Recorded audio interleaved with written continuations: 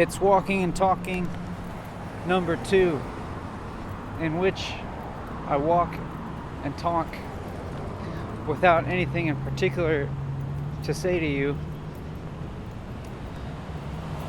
but nonetheless I'll continue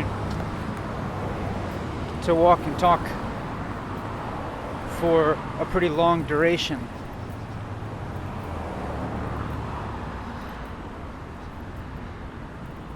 Right off the bat, this feels difficult.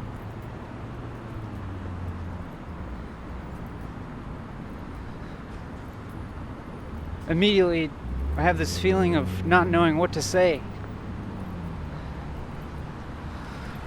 And I know that there's a long time ahead of me, but I'm not afraid or worried, because I'm confident that I'll get into the flow of things.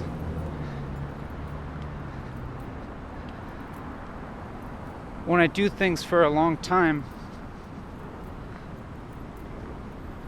I feel that I'm able to reach a certain state of flow that I wouldn't be able to reach in doing something for a short time.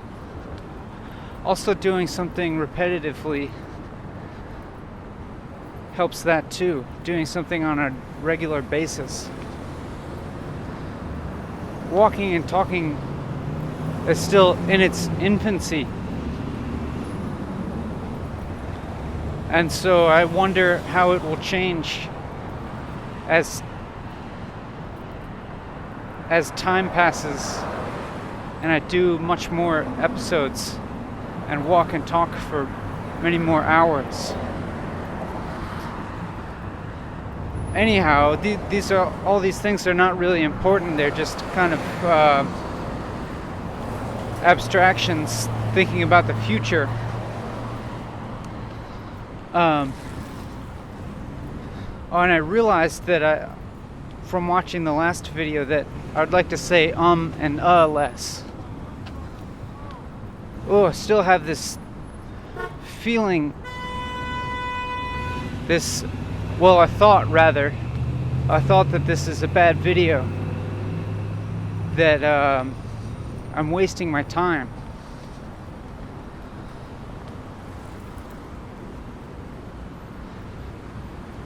And I have sort of an unpleasant feeling in association with that. Not knowing if I'm doing the right thing. But there's a part of me that knows that I really should just keep going, despite these doubts. I'm talking at a kind of a slow pace with lots of pauses in between the words.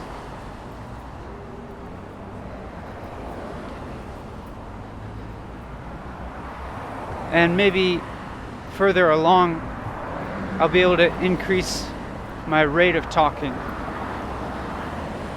If I just focus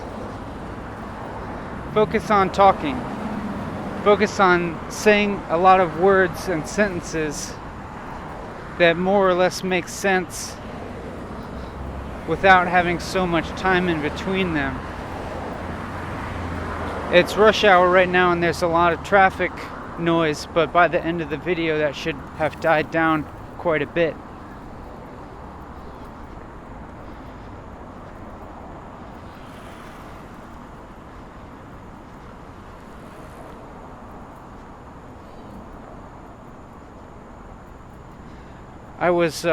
There was another pause there in which I was thinking about things to say, and I pretty much judged all of them to be not good things to say, because they were kind of things to describe my current situation, or my recent past. For instance, I was gonna describe how I feel, and I was gonna say that I feel kind of full, and that's true, and that's a fine thing to say. my belly feels full right now, and that is because I ate some food shortly before walking and talking. And I wonder if it's a better idea not to eat beforehand, if the feeling of emptiness would be more conducive to focusing. And I noticed just now that my brow was furrowed, kind of like this, as I was talking and thinking of things to say. And when I noticed that, I just unfurrowed my brow in an attempt to kind of relieve the slight feeling of discomfort that I have, or unease. If I just pay attention to what my body's doing and I feel that it's tensed up somewhere, then I can consciously relax it. And I think that will probably affect my mood in a positive way. I'm not totally sure about that, but I think so.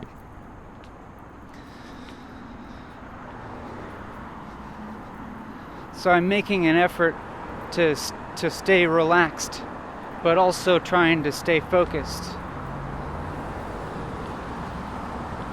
Focused on continuing to say things to you that might help you stay engaged and help you focus.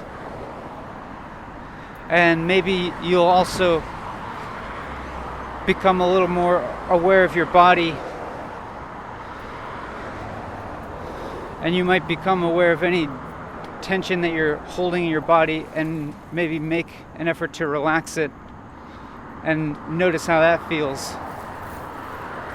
And then I thought, as I was saying those words, I had this thought that this is beginning to sound like a guided meditation or something, and I don't want it to sound that way. But I'm not sure why I don't want that.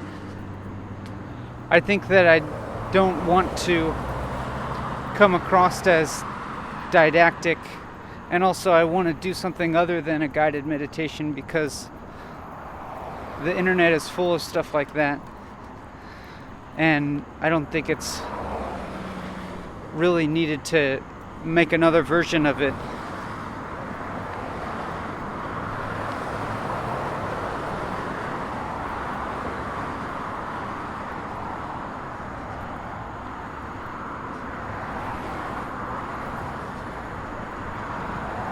There's another gap where I was wondering what to say. I wonder if I'm not feeling slightly foggy because of having eaten. Maybe I need to eat a lighter meal, even though my meal was very light.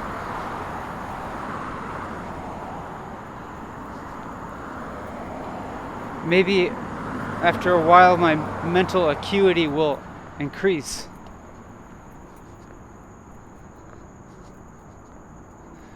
Still this feeling of failing. I feel this feeling of failing. I feel this, I'm imagining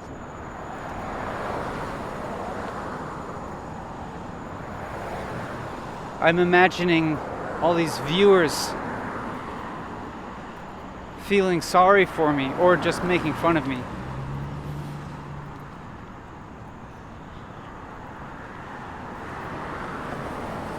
But I think I just need to stop worrying about that.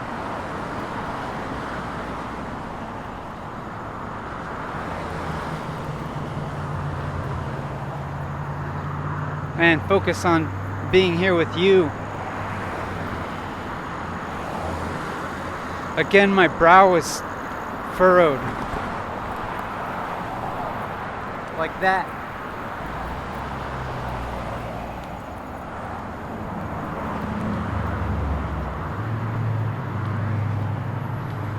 Will this whole walk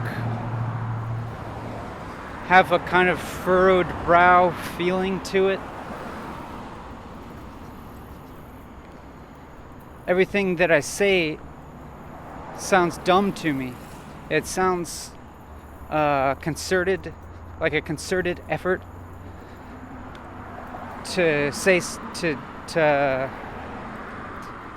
I don't know what, to be clever, or maybe a concerted effort to not be clever, or a concerted effort to just be really normal and just say what I'm feeling.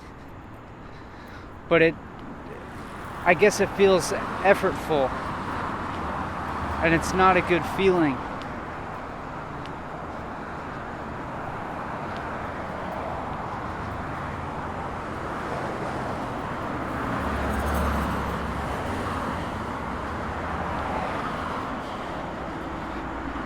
What is this, a self-fulfilling prophecy?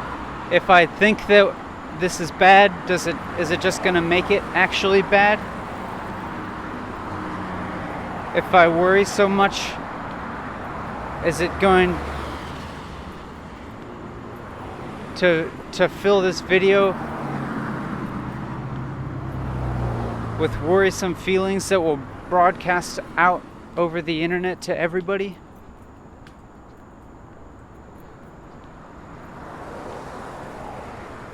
I'm going to make an effort to walk a little faster now, and maybe that'll help me talk faster. Even the sound of my voice sounds terrible. I hear my own voice in my head and I think it sounds dumb. Why is that?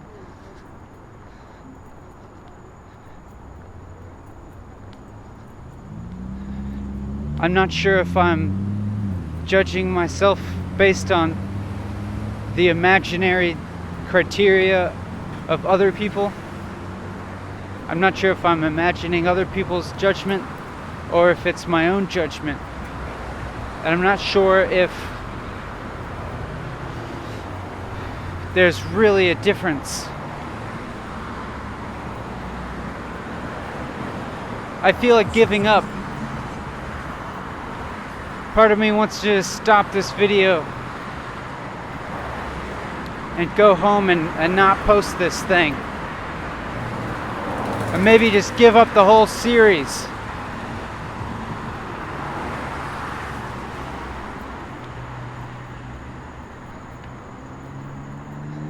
I feel a lot worse than when I was sitting and smiling. At the moment, this feels really, I don't know, maybe I can just snap out of it. Maybe there's a way I can just let go of all that, and this like cycle of negativity will stop. How do you do that? Focus on something else. Just try to block that cycle by bringing some other kind of thought in. That also feels a little unnatural and a little effortful. And like maybe it would be just kind of burying the negativity. Maybe I should just, I think I should really just like let the negativity play itself out, see how far it goes, and maybe it'll just end up, playing itself out and then fizzling out, and I'll get to the other side of it.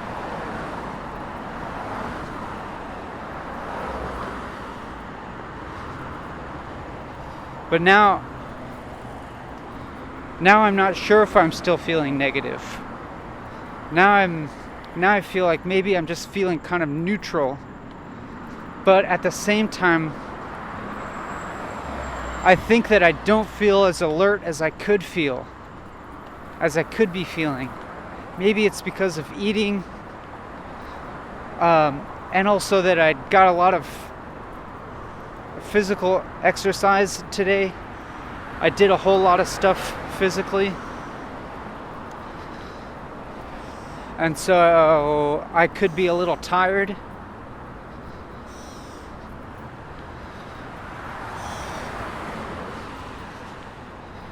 And maybe I'm thinking maybe I should do this first thing in the morning instead of the evening.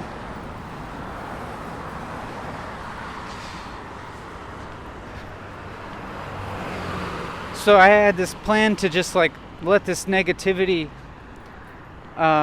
spiral out of control, like on its own volition, and not try and stop it.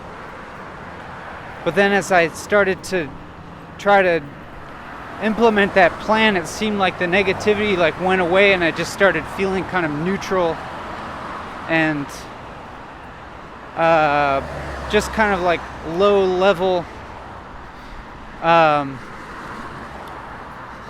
don't know how to say it, like low level torpor. Yeah, like torpor. And so the thing with the negativity didn't escalate or climax in a way that I was thinking maybe it would. So in a way, that's its own kind of disappointment.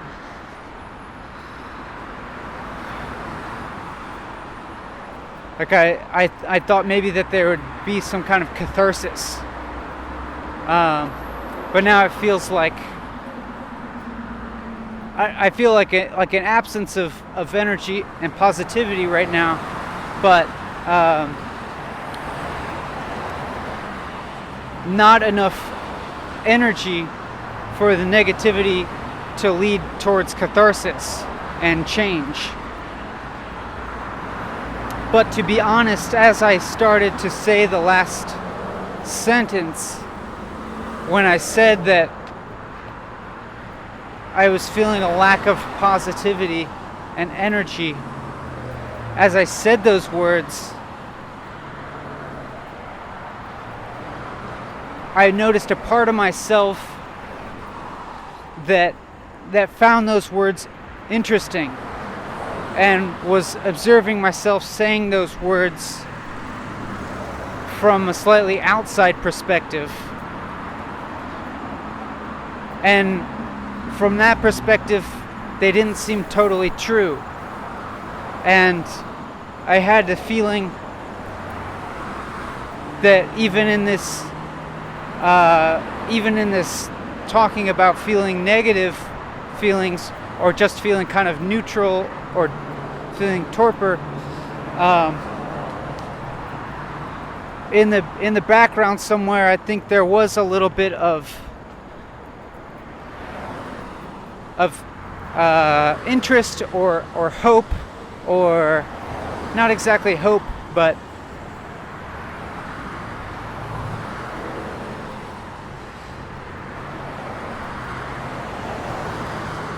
a kind of confidence that something is being revealed here, and that I'm not necessarily just on some on the wrong path or something. Like the feeling that this will work out, or that this is working out, even if I'm not aware of it all the time. Like in the parts where I'm talking about feeling these negative feelings,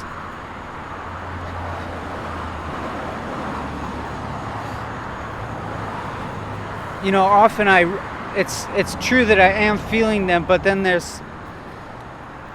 I have a kind of confidence that is based on thought and past experiences, that if I just experience those negative feelings and allow them to be there without trying too hard to cover them up or bury them, and just keep moving forward despite them,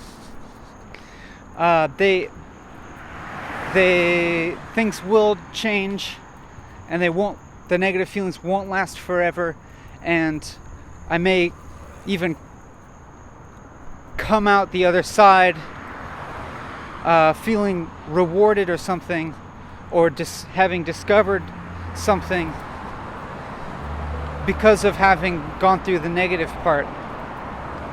And I think that is true, and I generally tend to believe that things even out. Like the amount of negative and positive feelings that we experience even out to neutral, ultimately.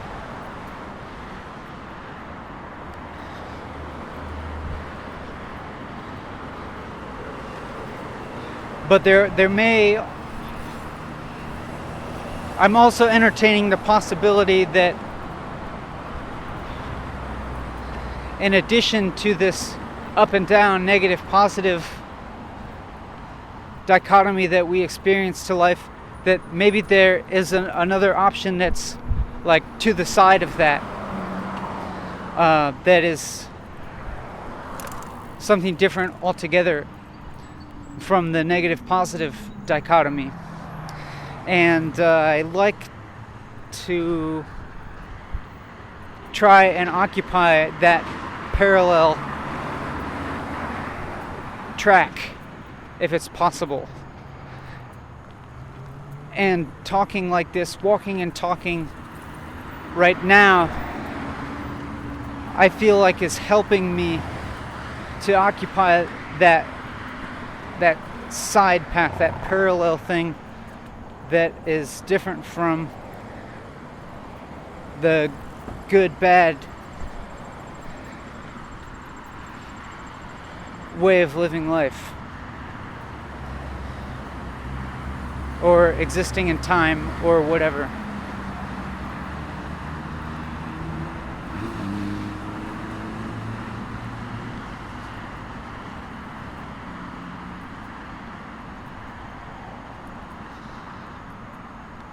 That train of thought kind of came to an end, and then there was a gap, and I was trying to think of what to say, but I'm realizing that it's best, well, actually, I'm not sure if it's best, but what I'm trying to do is not think about what to say and just say things without thinking about them. And that seems to work out best. I don't know what I mean really by saying it works out best. There's not really a best. It's just what I'm doing. It would be fine to think about things to say, but that's not what I'm doing. I'm just talking as continuously as I can. But I've already explained that to you, so unless you skipped forward in the video, then I think you're already well acquainted with what I'm doing here. Just continuously talking. I was gonna say something, but then I remember that I talked about it at length in the last video, and I'm trying not to repeat myself so much. But it's not that repetition per se is a bad thing, but I want to be saying things that are the most authentic and relevant to this moment now. And so it may be that those things are things that I've said in the past, or said similar things in the past, but it could also be that I don't want to fall back on using thoughts that I've already formed in the past so much. I don't want to be relying too much on pre-formulated thoughts, as opposed to formulating thoughts at the same time that I'm speaking, formulating the thoughts at the same time that I speak them. So it's like formulating sentences, and all the thoughts should be formed in sentence format. And that's a common way that we think in our mind, is in sentences, or at least sentence fragments, I think. And I think also maybe I think sometimes in very emotive words in my head, even if I'm just not talking or being silent. Sometimes if I'm feeling a strong emotion, I'll be imagining words in my head that are said with a strong emotive affect, reflecting the way that I feel. And sometimes I see that and think that they are, I imagine myself saying that, and then later I'll think that I wouldn't want to act that way in real life, and then take it as a kind of indicator that I'm fucked up in some way, or just that not necessarily, I don't have to say that I'm fucked up, or I can just take it as an indicator that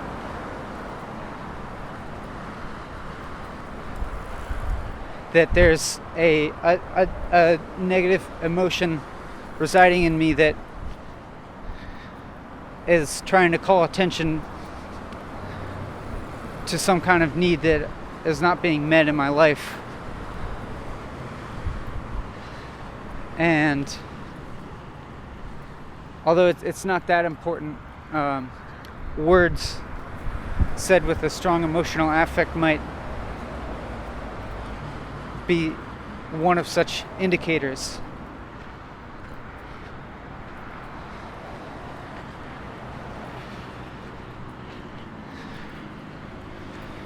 We passed a bunch of geese, and I wonder what it would be like to be experiencing without having the spoken language. I mean, I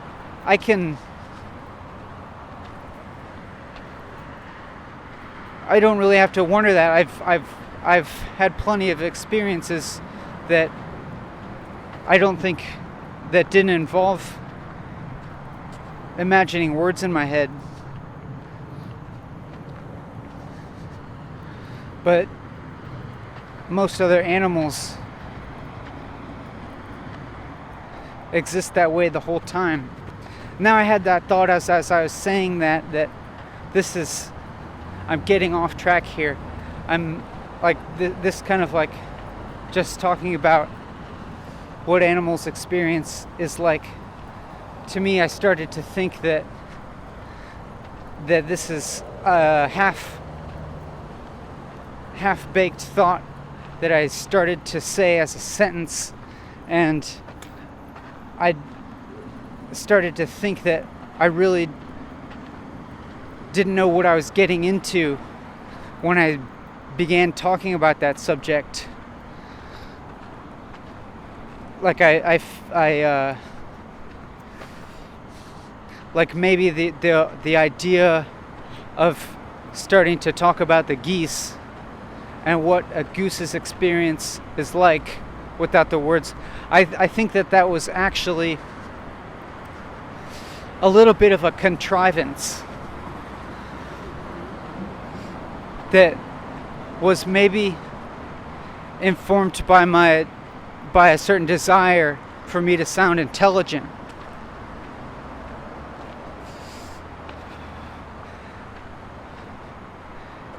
And a desire for me to sound intelligent and to sound like I know something about consciousness and thought and psychology and all this stuff,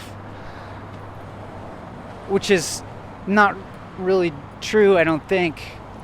At least I didn't actually I don't think I was actually saying anything insightful when I started talking about animal experience. And I realized that as I was talking about it, and I realized that there was this effort that I was trying to say something insightful, and then a realization that I didn't actually have any insight. And then I began to just expose that process, which I'm still in the process of doing, but now I'm actually in the process of revealing the subsequent process, or the last process of revealing what was going on in my mind as I started to talk about the geese. And then so now I'm remembering 3 levels that occurred here. And now, as I'm saying that, now I'm in the 4th one. The first level was talking about animal experience, and the second level was talking about my motivation and my experience that I was having when I was talking about the geese. And then the third level was talking about my process and my experience while I was talking about the second level, which was talking about my motivation and experience of talking about the geese. And then when I started to talk about that I was on 3 levels, then that was the 4th level. So I guess that makes this one the 5th level. And I could probably go on indefinitely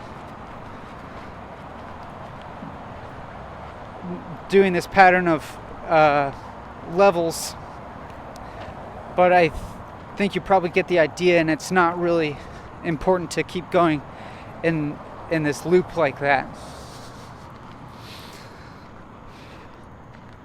But or maybe I am actually continuing to go in this loop of levels, or continuing to talk about my experience that I was having while I was narrating the previous thought or the previous concept. And each time I do that, it could be, I could describe it as moving up a level. If I'm moving up a level in terms of just analyzing analyzing what I was just talking about, or analyzing what I was just analyzing. And that's one way to think about it, but that also implies distinct levels, like a stepped progression of thought.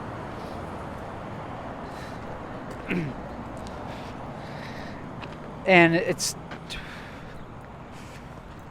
at times I think that it will feel like that stepped progression of thought, like moving from one subject to the next subject, or not necessarily subjects, but like moving from one level of analysis to the next. I'm just using the word level again, so it's become a circular argument. But at other times, it won't be so apparent that it's levels. It would just be kind of a continuous stream, I think, and not necessarily seeming like I'm moving up. But the whole idea of moving up is also just kind of an abstraction too. It's kind of a metaphor or a visualization of this way of thinking, but actually what's happening when I say that I'm moving up a level, I think what's actually happening is that I'm maybe bringing the collapsing the past thought into the present thought by almost distancing myself from the thought that I just had, alienating myself from that thought, distancing myself from it by the process of beginning to analyze that thought as a past event. And then when I'm analyzing that past thought, that's now the present. So it's a way of taking, it's just, I was going to say it's a way of keeping my thoughts in the present.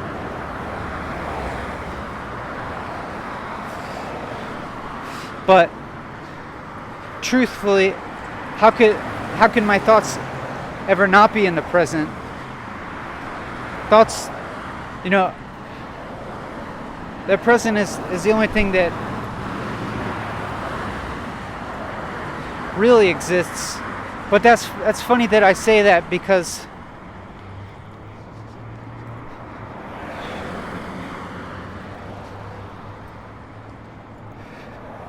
and I'm wondering, I'm asking myself now, is it true that only the present exists and the future and the past aren't real?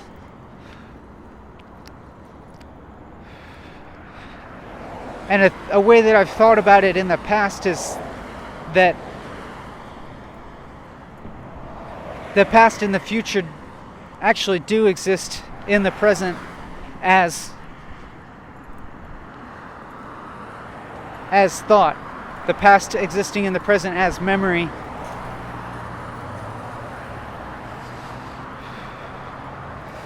Which is actually, and the future existing as projection. But memory is actually, they're both actually forms of projection.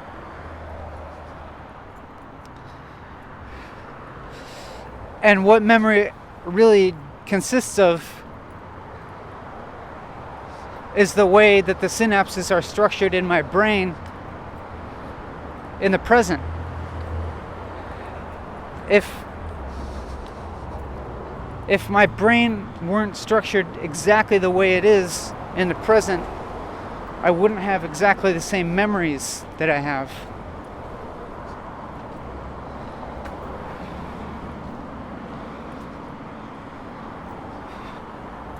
And thinking about time in the conventional sense, I could say that my mind's present configuration has been formed by the experiences that I've had in the past, which entered my mind through the six senses, or the five senses, six senses, I forget. So something enters your sense receptor, and your sense receptor sends a signal to your brain, and that goes into your synapses, and then it affects how your synapses are arranged. And that arrangement we think of as a memory.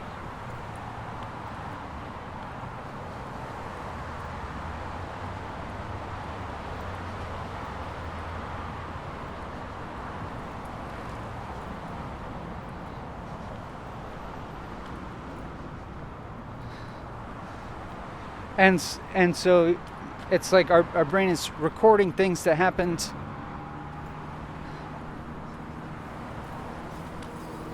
your brain continuously records things that affect it,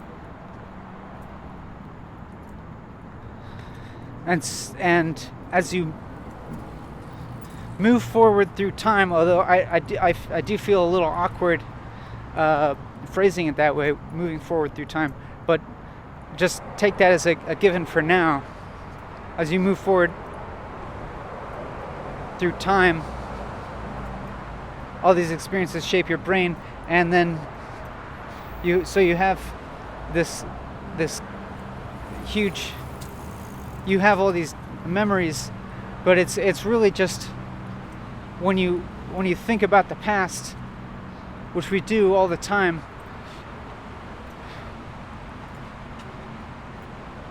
you're doing that in the present, and it's only your brain structure in the present that creates this past.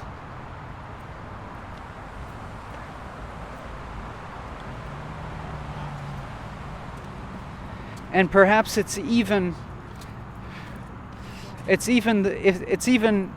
your brain interacting with the present world that creates this past. And I say that because you'll sense a certain thing, and you will recognize it if it corresponds with memories that you have that are similar to it. So you're in the world, and you sense something, or you experience something, and it goes into your brain, and it gets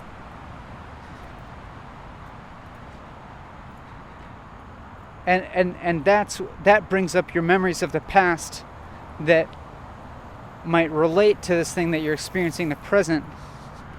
And you don't necessarily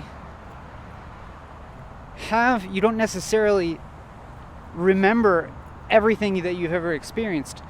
In fact, you don't remember everything you've experienced or sensed.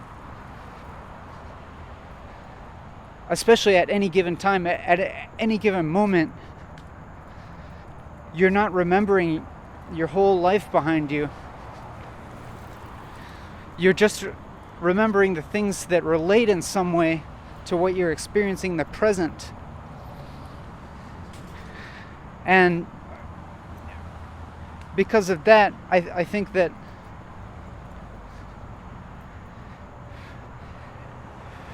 even more so, the past is something that is being created in the present, because it's your present brain structure in interaction with the present world around you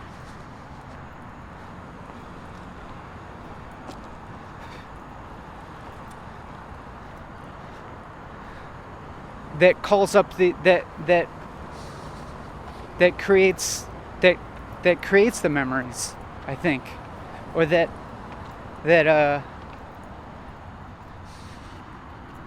it's interacting with the present world that calls these certain synaptic structures in your brain to come up and function as memories, and give you this sense of the past.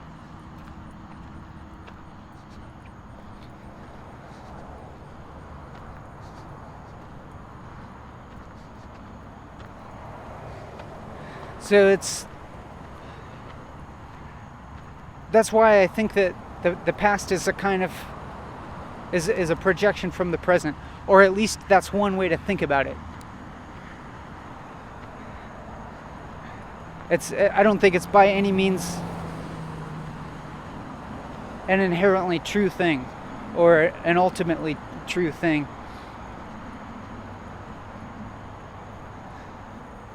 Because if you want to say that the past is real and it really happened, I think that's also just as true and legitimate.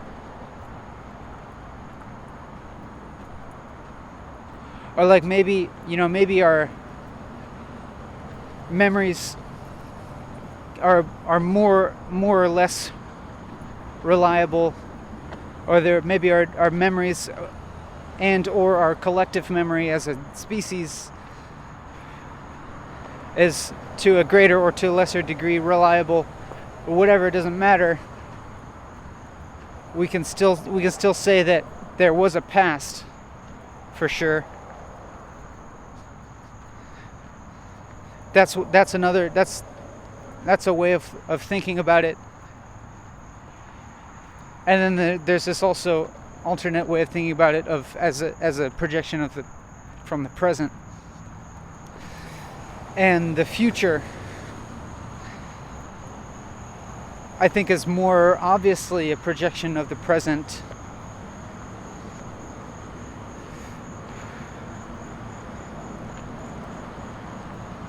Because for whatever reason,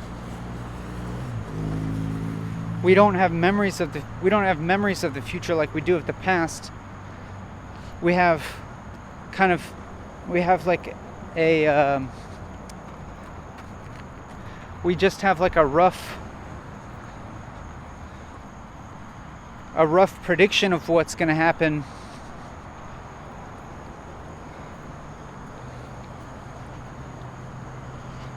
Based on our memories of the past.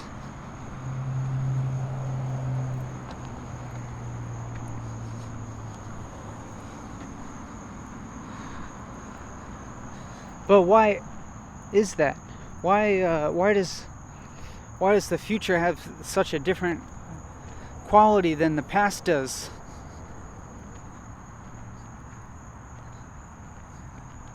I can't grasp it.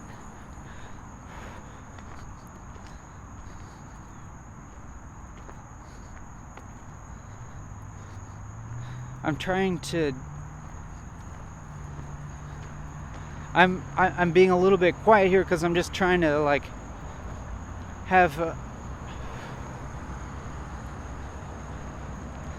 a real comprehension of how the future differs from the past.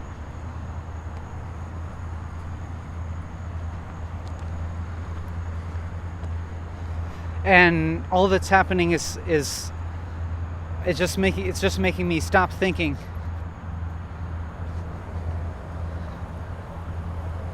Like I'm just kind of like my thinking is just kind of shutting down. It feels like when I try and comprehend that.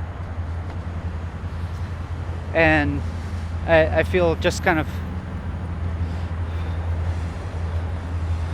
you know, I was thinking I was gonna say like it makes me feel like I'm in the present, but it makes me feel like I'm being present, like as they say, being present.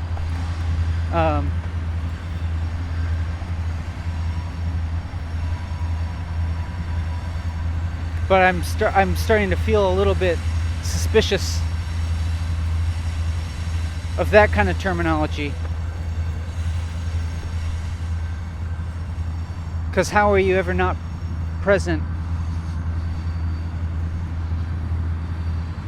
I guess the alternative is that you're living in the past or you're living in the future. You're thinking too much about the past or worrying about the future.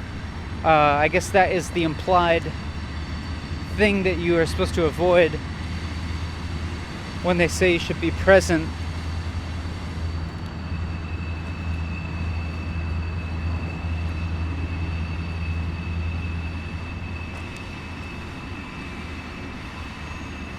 But right now I don't actually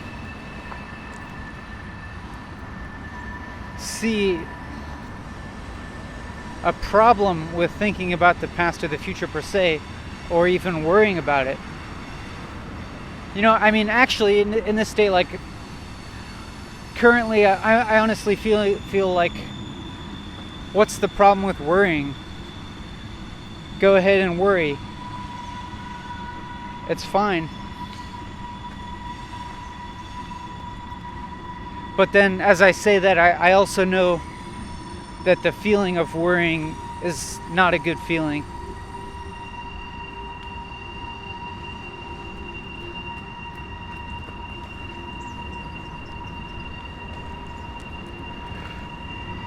the feeling of uh, maybe thinking that something is gonna not go the way that you want it to go in the future. I'm very familiar with that feeling.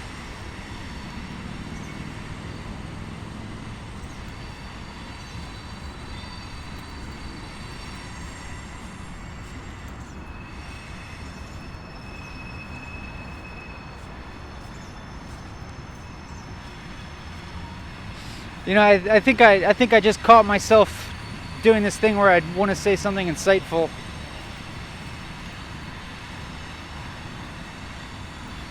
And I started to get into this. And I think I also had this motivation to want to counter popular New Age spiritual advice and stuff, because I'm aware that this idea of being present and not living in the past or the future is a very popular message, and so there's a part of me that wants to counter that and question it, and I think that's perfectly valid.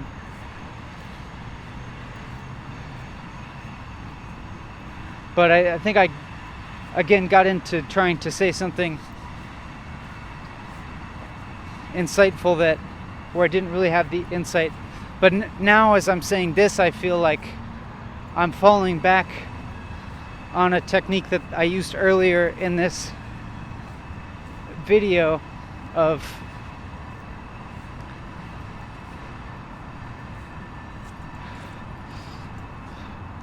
a technique of like declaring myself as having caught myself doing something that had some kind of nefarious motivation, or a bad motivation, or like maybe like an egocentric motivation, and so then I call myself out and I reveal that I was doing something bad, and thus I show how reflective I am, how self-aware that I am, and able to be wrong sometimes and recognize that I'm wrong, and that sort of thing, and to kind of, it feels, what it feels like is a demonstration of my virtue. And now that seems kind of dumb to me, but when I say that, I'm probably still just doing the same thing. I think I am still just doing the same thing, and that I'm just explaining to you that I've again leveled up on myself, moved up another level of observing my own behavior and thought, and finding my own, and discovering and revealing my own motivations that are egocentric, and even as I did that and started to talk about it, I was engaging in the exact same behavior, and I'm still doing it now. I actually feel like I can't stop. Just keep continuing to move up layers of telling you that the thing that I just did was somehow bad or egocentric, and then in the action of doing that, I'm just repeating the same thing again, and it feels like there's no way to stop, like there's nothing else that I can do. And if it's, I suppose that if it's true that there's nothing else that I can do, then I don't have to judge it as a negative behavior or an egocentric behavior necessarily. Then there's also this idea that if I am identifying egocentric behaviors and I keep doing that, then it's a process of whittling away that or something, or self-discovery or something like that.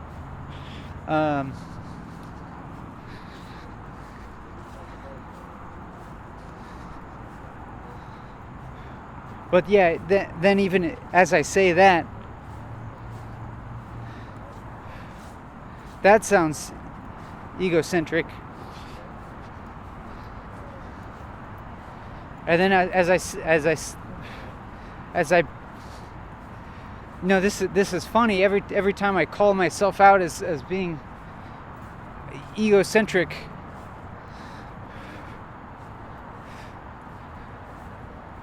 it's like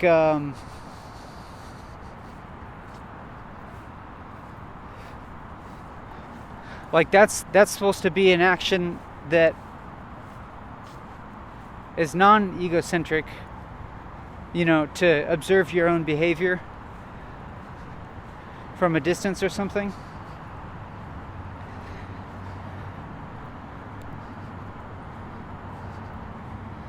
But then if I if I am going to award that behavior any merit, then I'm again pumping myself up. It's actually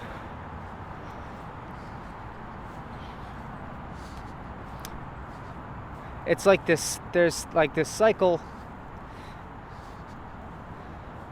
that's taking place that I think relies on the good-bad dichotomy. But to be honest, I've been enjoying watching this cycle play itself out. Like it felt there like I was locked into it. Like when I said that I can't do anything else but move up in levels.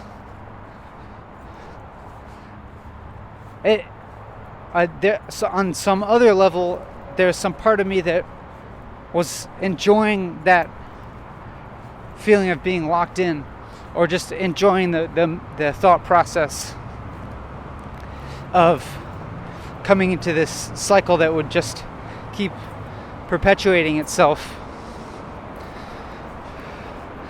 And in a way, it's like I could just ride that momentum.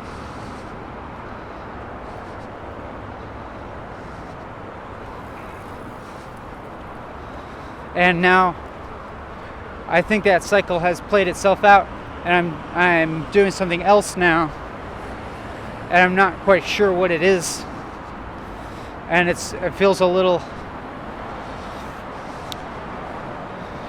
more unsure, a little more unsteady, kind of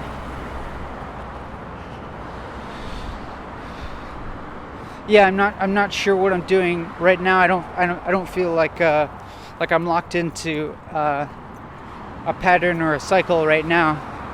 Just kind of free floating, I could say. But I did have the thought just now that I started to remember the way that I was talking towards the beginning of the video, and the negative feelings, and expressing this wonder, like, what if this is a bad video? What if it doesn't go well? And then I compared that feeling to the present feeling, or at least how I felt about the most recent talking, and I thought that I do actually feel like I'm in the flow of it now. At least like for the past while, actually. Feel like I'm in the flow and that I'm finding things, that I'm finding out what I'm saying. I'm saying things that I couldn't have predicted that I would say, and I'm having thought processes that I couldn't have predicted before. And so that was a good feeling. But then every time I have a good feeling, I am a little bit wary because I know how these cycles go, and that I wonder if that just if I'm gonna be having good feelings, if it's just gonna then lead to starting to have negative feelings about something. Right now just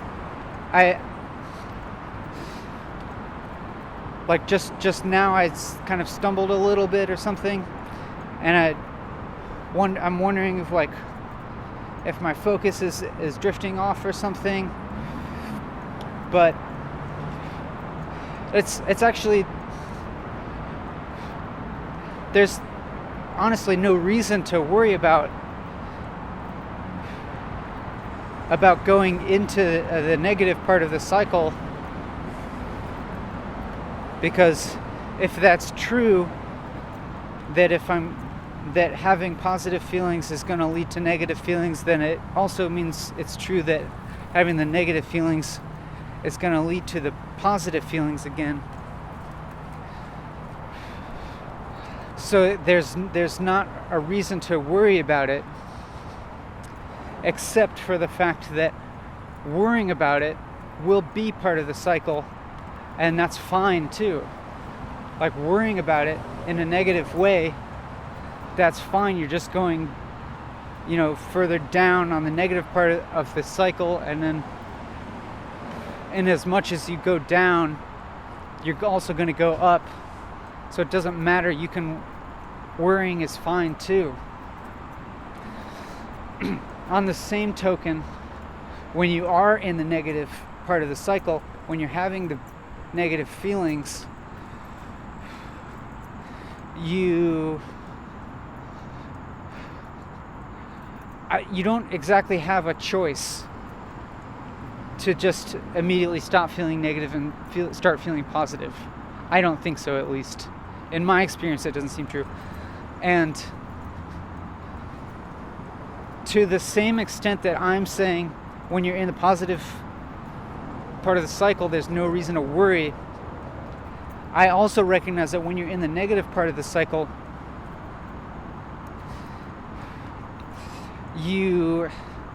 there's absolutely no reason to feel good about it, because maybe even though I am feeling negative, and that I know that the negative feeling won't last forever and I will feel positive again,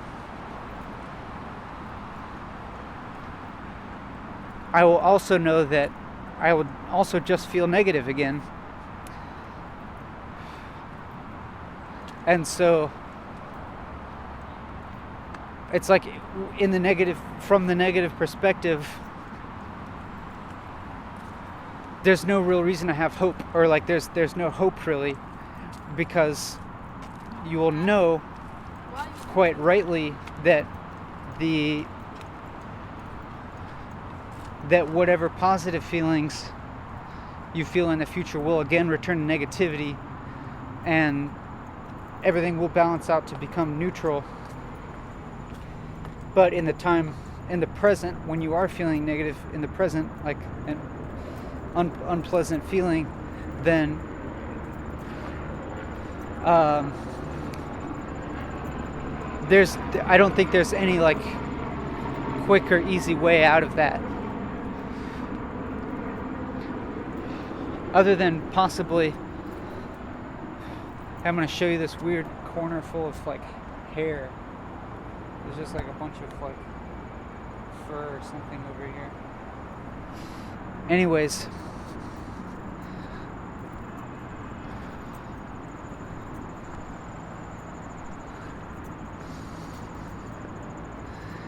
yeah, I was saying there's no cheaper, quicker, easy way out of the negative feeling, other than possibly the thing that I was mentioning earlier of like going to the side where you kind of step off of the good bad ride. But again, and it's, you could say that that's neutral. Maybe it is neutral, but it also is a different kind of experience even than being neutral. Like, you say neutral because it connotes a state on the dichotomy, a middle ground on the dichotomy. But like moving to the side off of the dichotomy, it's like you're not feeling good or bad, but you're not even exactly feeling neutral. And I think that's a kind of state that I'm not even sure if I can describe with words. But it's something that comes about sometimes when I'm walking and talking like this.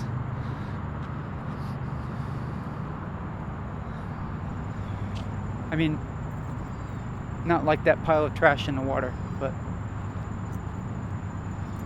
just kind of like what's sort of been happening for me, at least. I don't know if it's happening for you. I guess that's my goal in making these videos, is to have that kind of state happen for you as well as for me. But even if it just happens for me, then that's totally fine with me, actually. Like this, the notion of wanting to help the world,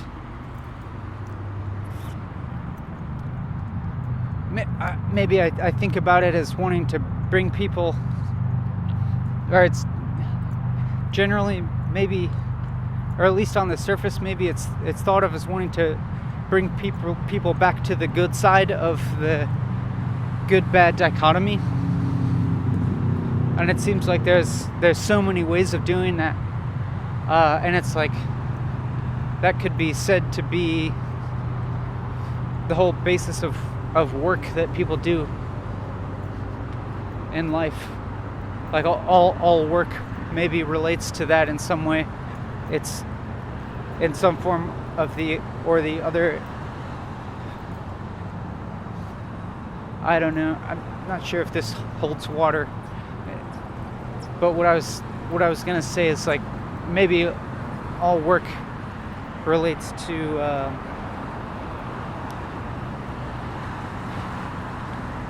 bringing people to the good side of the good-bad dichotomy, but then that's still always a temporary state, because you always go to the bad side of the dichotomy anyways, and then like this kind of like gets into your standard like Buddhist or New Age philosophy, where like, you know, you look about how, say, the rich people are just as unhappy as the poor people. It's not about your material condition. And yeah, I think that's totally true, and doesn't really need rehashing by me.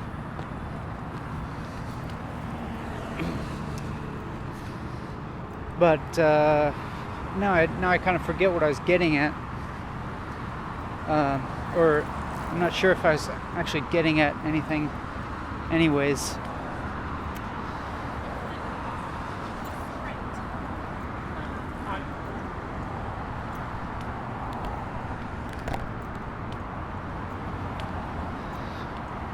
Another little gap there while my train of thought trailed off, and then my thoughts kind of went back to the practical. Like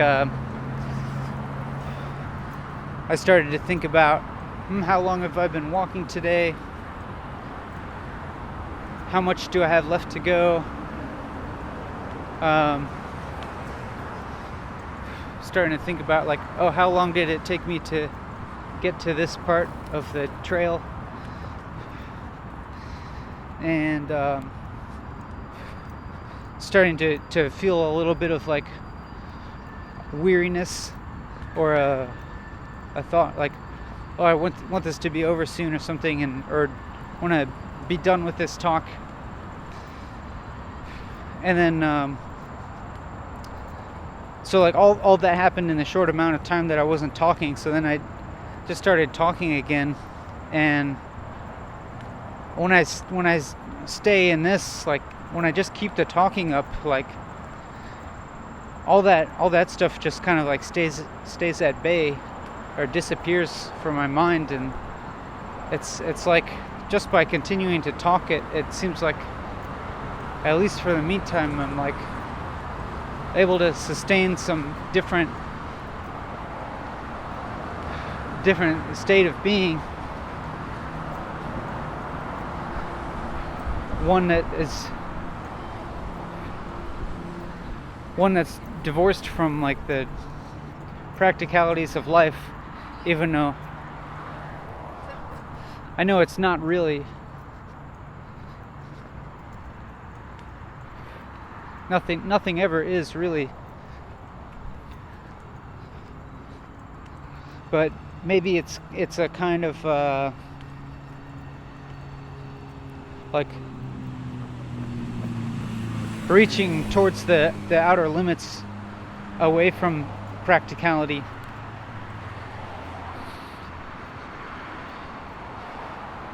And I wonder, I don't think that's necessarily a form of escapism or escape from anything. It's maybe just no, I think it's just a I don't know, kind of probing a different aspect of reality, or a different way of experiencing reality.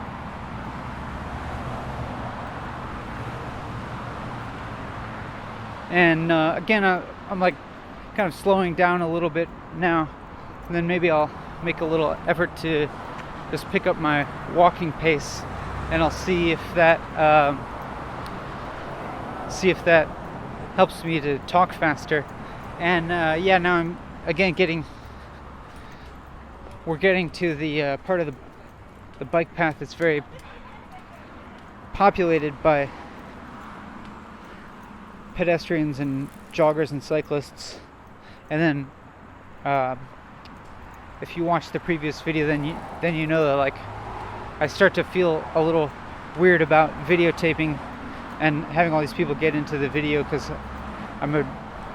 I fear that they may not want that, or if they realize that they're being videotaped, they might feel uncomfortable with it, or is it even morally reprehensible to even do it without them noticing. And then so what I've done in the past is start to point the video camera down towards the ground, or towards my feet walking, and but then I realized that that's like a little bit less of a pleasant viewpoint. So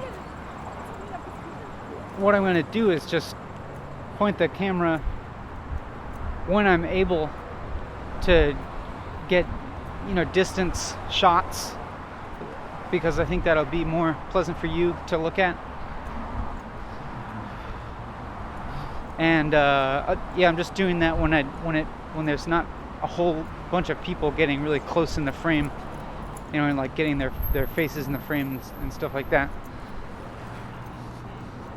And so if I point it towards the ground or towards my feet, it may just be because I'm trying to avoid like directly like videotaping another person, just in regard for their own privacy.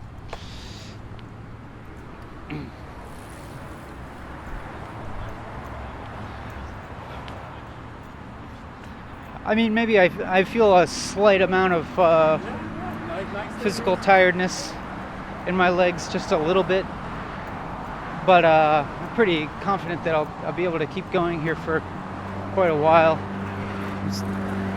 I'm like aggressively keeping to the right side of the trail, even though there's a couple walking right at me, trying to be on this side so that I would have to go to the left of them.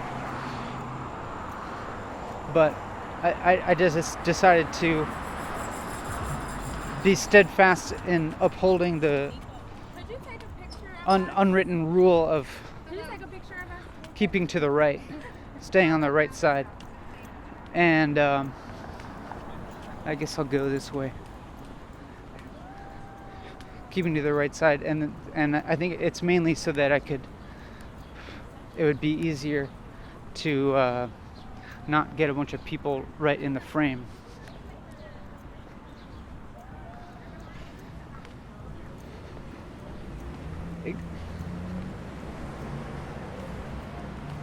Am I feeling a little distracted by all the people around?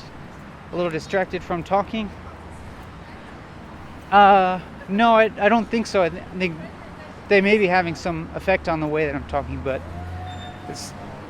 even if it is a distraction, then I think it's just distraction is a valid effect on my thought.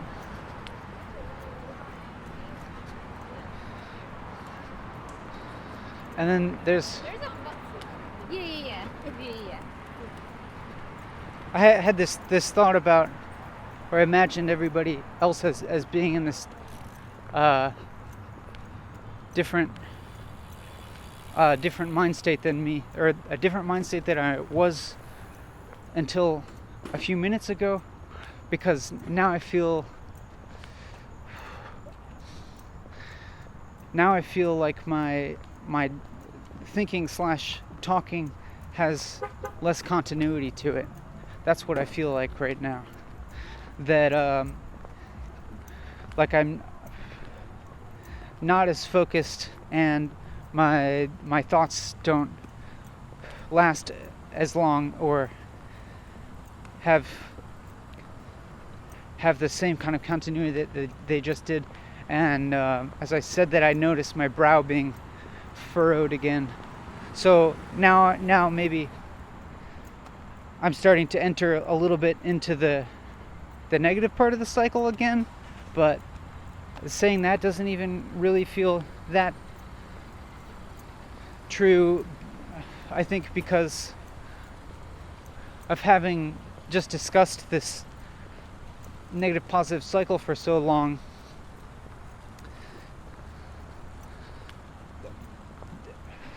You know, having like analyzed it so much, it doesn't feel quite as real to me now.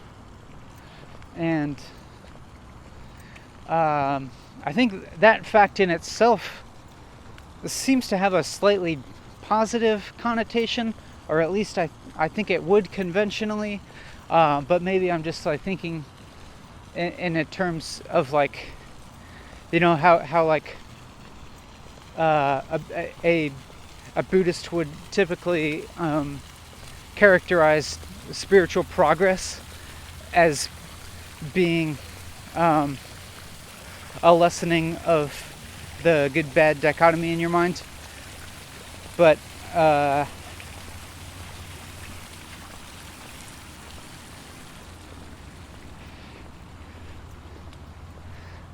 you know, like even to adopt that set of values still means there's valuation, and even to have this idea of spiritual progress, like,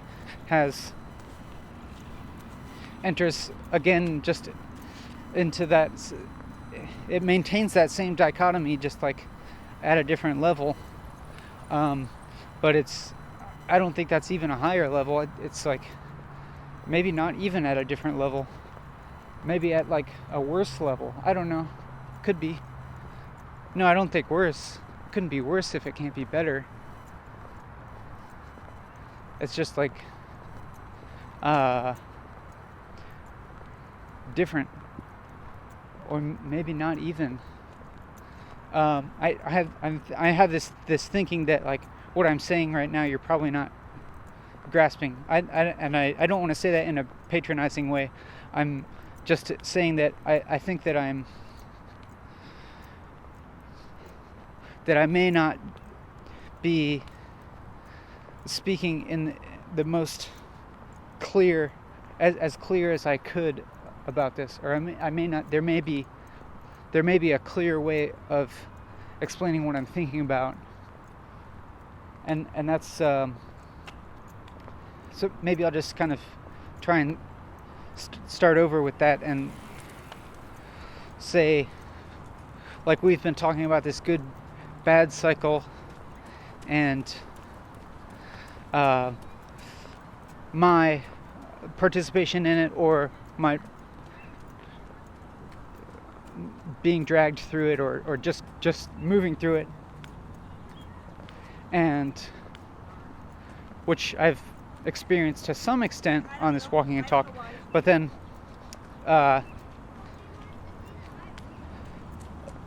it seems like a pretty widespread teaching or piece of advice, or something that you should learn to take these good and bad cycles with equanimity and just live through them. And the better you're able to do that, then the more you're progressing spiritually. But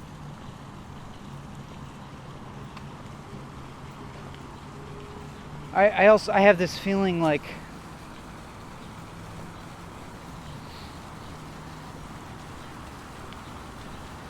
one that's going to happen to everybody naturally, just as a byproduct of living life. The fact that everybody will feel good and bad emotions, and as that time goes on, will have greater and greater memories of feeling good and bad, and thus be able to put together this picture of good and bad moving in these cycles, and a greater understanding of them being temporary. Like I don't think you can live through life without learning that.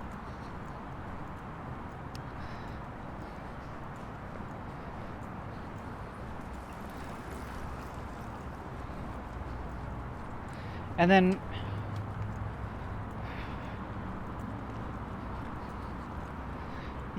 like I was saying, if that's considered progress, or if it's considered a thing that you can attain through a certain practice or effort, and then you're progressing, then that's again engaging in this valuation of good, and then maybe contributing the cycle again. But I'm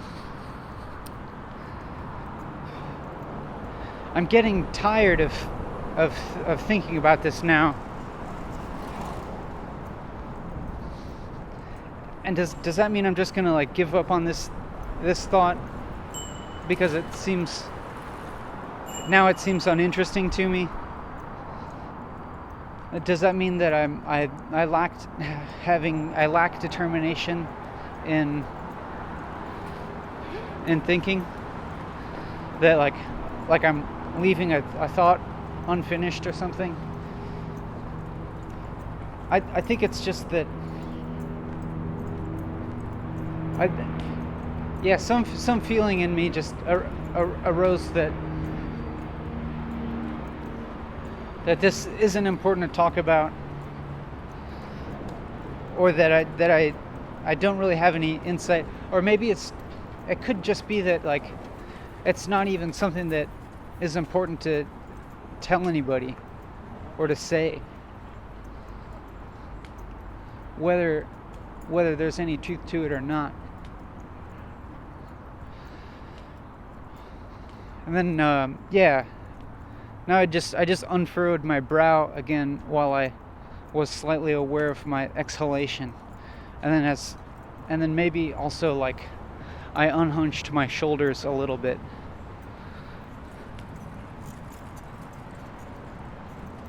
As we walk up a hill, being the kind of physical metaphor for the difficult part of the emotional cycle. But it's not a very big hill, so it's not very taxing physically or emotionally. I'm happy to report, I guess. And then, as I was saying, happy to report, I wondered if I was actually happy to report that or not.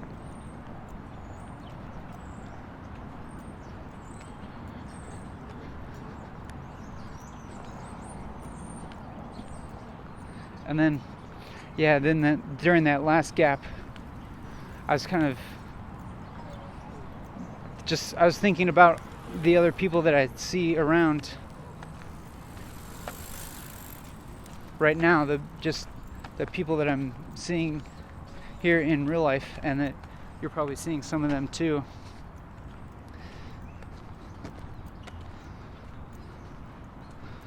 And I think I was just trying to like start to formulate some thought about how I relate to them. And I was not successful in formulating that thought, so I don't have anything to say about that at this time. And I'm not sure. I was gonna say again that I don't have anything to say right now. And that's been true the whole time. And it's true now, and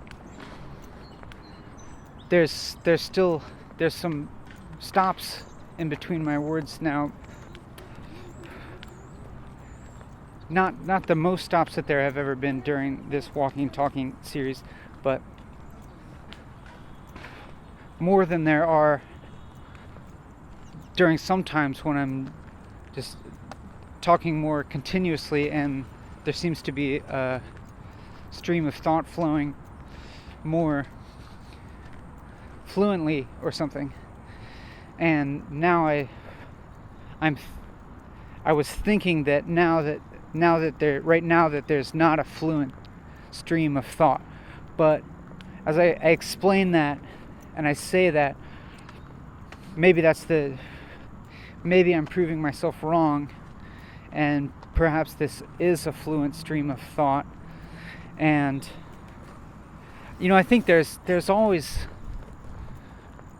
most of the time there's always thought going on in my head, but when I talk, when I say the words, like as soon as I can, like as close as possible to actually thinking the words, if I let the words come out of my mouth as soon as possible after thinking them, I don't feel myself thinking as much. It feels kind of like a state of not thinking if I'm just keep talking like this. And in the gaps where I'm not talking, I think sometimes what's happening is that that I am noticing myself thinking, that I feel myself thinking, and then it's like even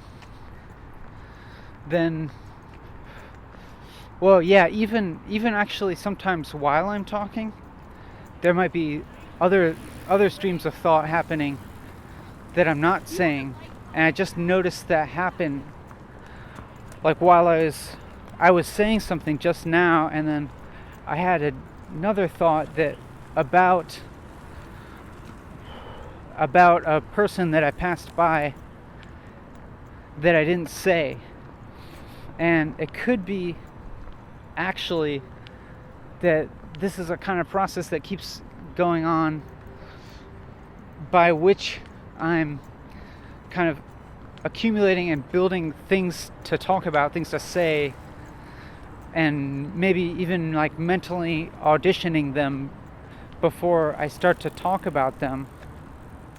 Like a thought will come into my head, maybe while I'm not talking, maybe while I am talking, and then I'm thinking about whether that's a good thought to talk about, whether to say, and then I'll either say it or not say it.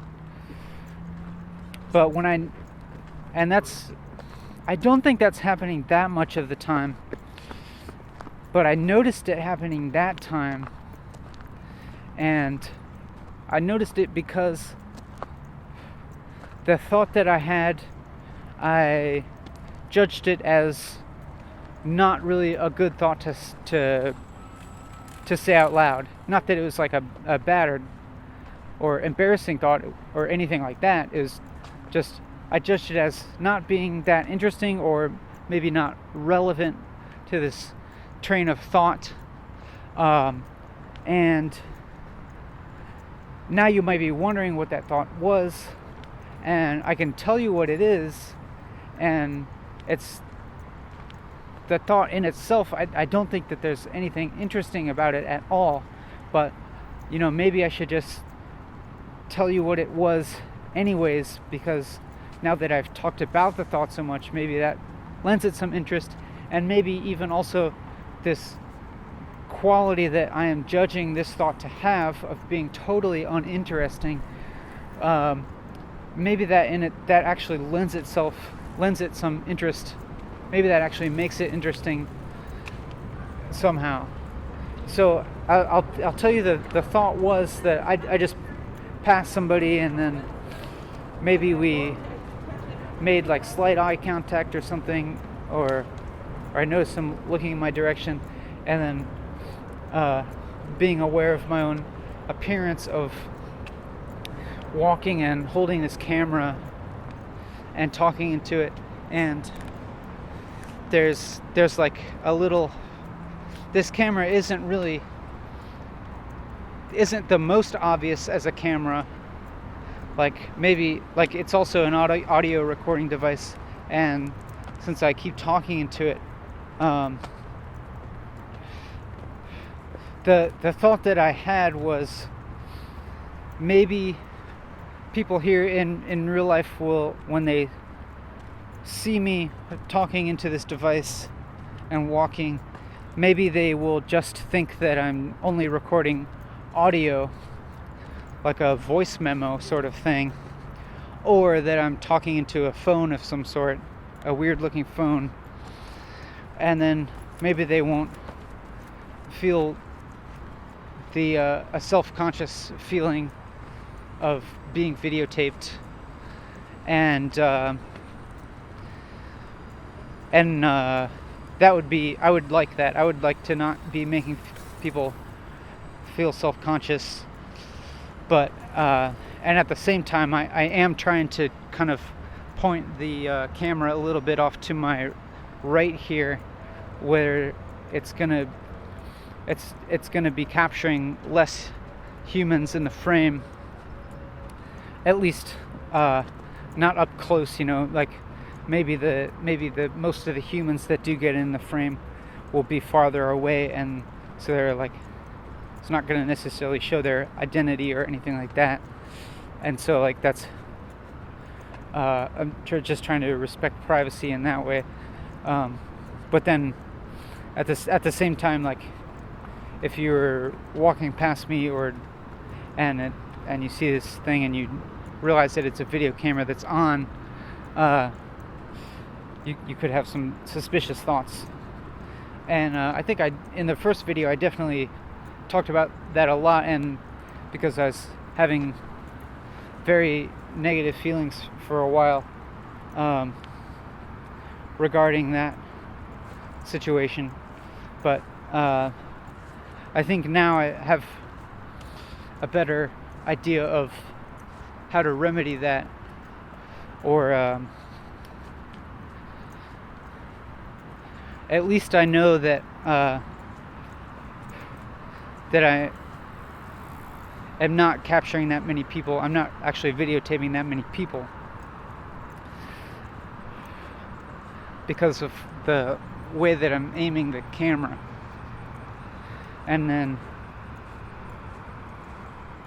but this, yeah. So that's the thought that I was beginning to have while I was talking about something else, and I was judging that thought to be not really worthy of talking about, and then I just kind of talked about, then I noticed that process happening, and then I talked about that, and then that brought me to the actual revelation of that original thought anyways. And then that kind of petered off into something that I've already talked about a lot, and then so that it again became uninteresting to me, so I let that kind of die off, and then now I'm just again just like explaining that whole process, or doing that thing that I was earlier describing as leveling up, where I continuously describe my experience and or process of having the previous thought, or having the previous like sentence structure or thing that I was talking about, and then so that's something that's coming up again. It's something that's repeating from earlier in the video, I realize, and I'm wondering now if there's something I might be missing when I'm involved in repeating something that I've already talking about. Like if there's something in the present that I could be thinking that's a little more subtle or a little bit less obvious, something that's going on in the present that I haven't noticed before, that I could be thinking about or seeing or talking about. And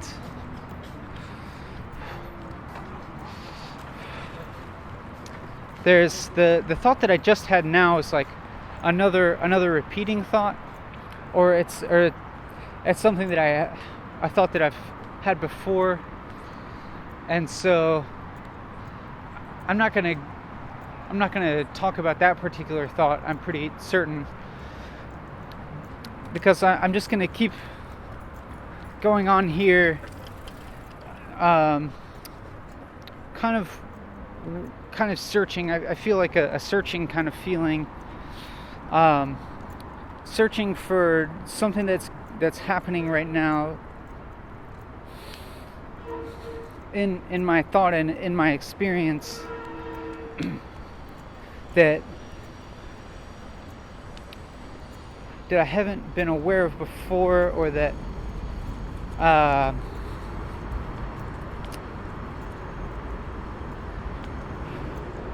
it's interesting. Like it's like I'm looking for something new here.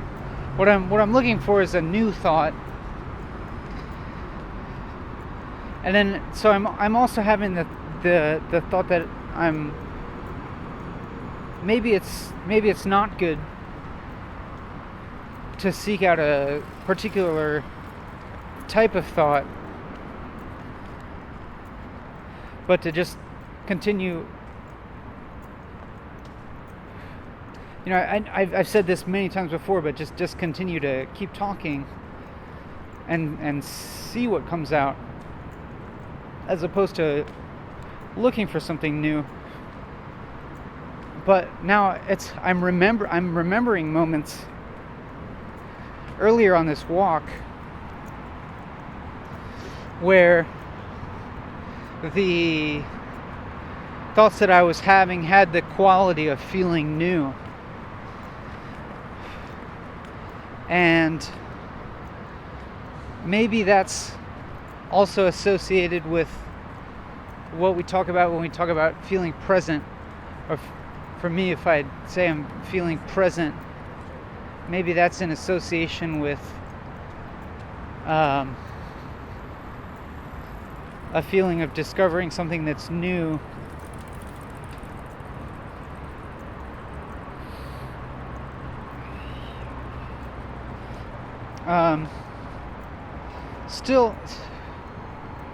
Still noticing that I'm having that while I'm talking about something, like just now, I'll have a totally unrelated thought that is triggered by something that I see here in the real world, and maybe it doesn't even relate directly, but very remotely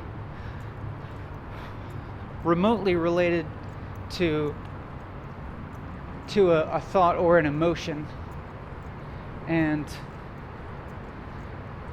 it brings that up, and I'll be thinking about something that I'm not saying, and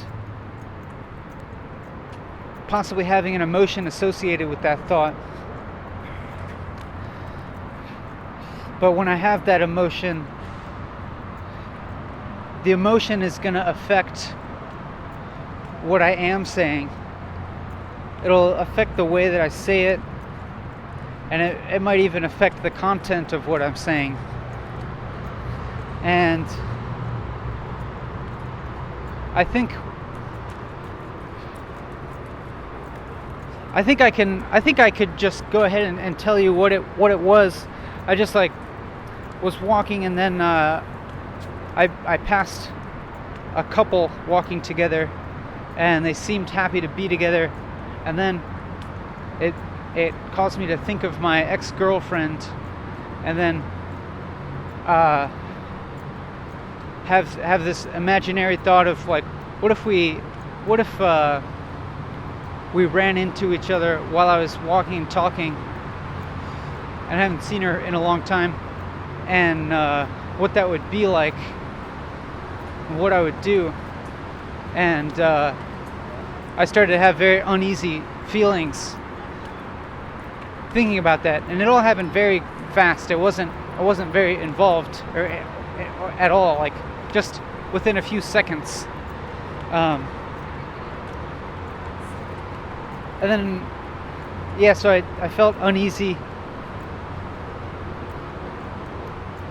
thinking about that, and then I wondered if that uneasiness was affecting what I was talking about, which was, something talking about talking, or talking about thinking, no doubt. And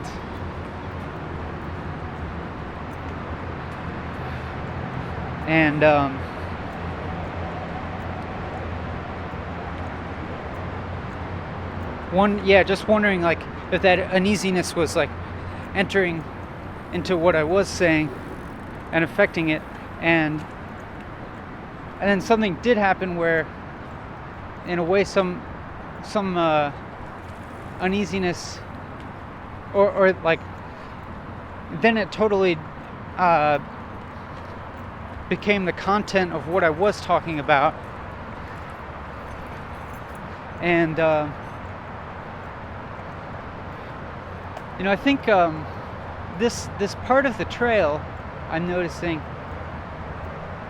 is the same part of the trail that I felt very uneasy the last time, and it makes me realize that I'm totally free to just turn around and start walking back, and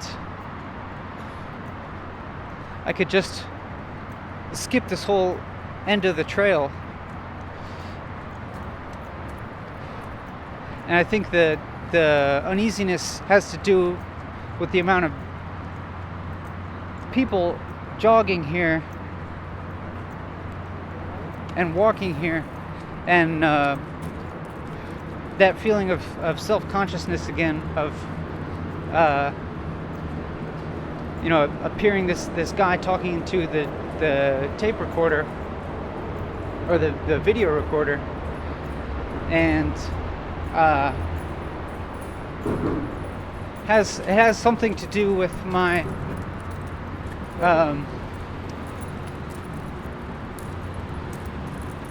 it has something definitely to do with worrying about how I'm perceived by other people.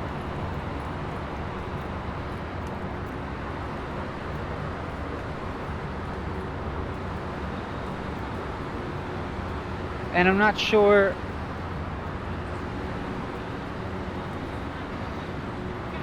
I think mainly it's that I do think mainly it's that I don't want to cause other people to feel uncomfortable while they're maybe just trying to get some exercise.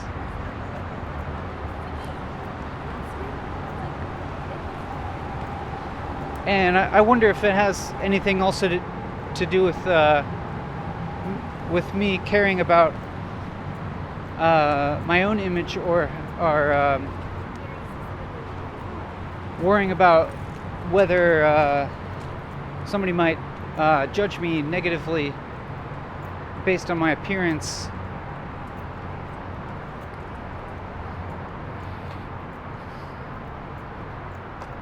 But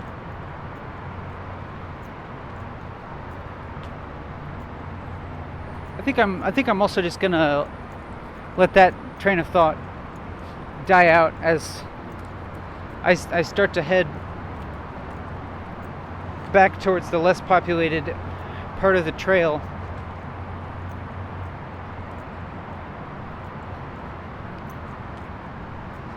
And I'm remembering now, like, seeing a person, one particular person jogging, and feeling a strange feeling, like maybe it's a feeling of judgment towards that person. I'm not sure, but just a kind of general uneasiness in relation to that person.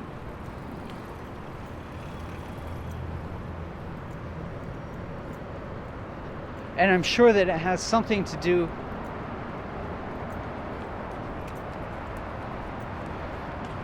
with self-image.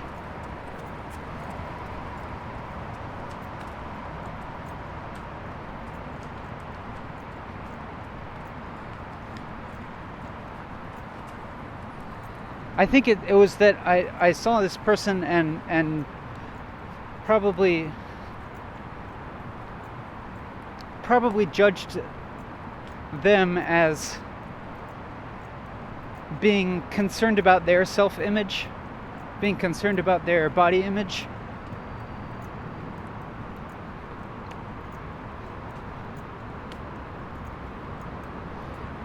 And then right after I did that, I recognized that I'm also concerned about my own body image.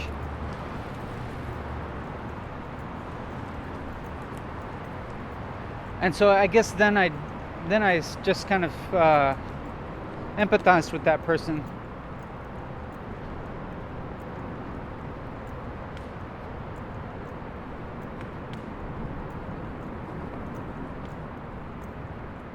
And I don't have any conclusive judgment about whether or not it's good or bad to be concerned with your body image.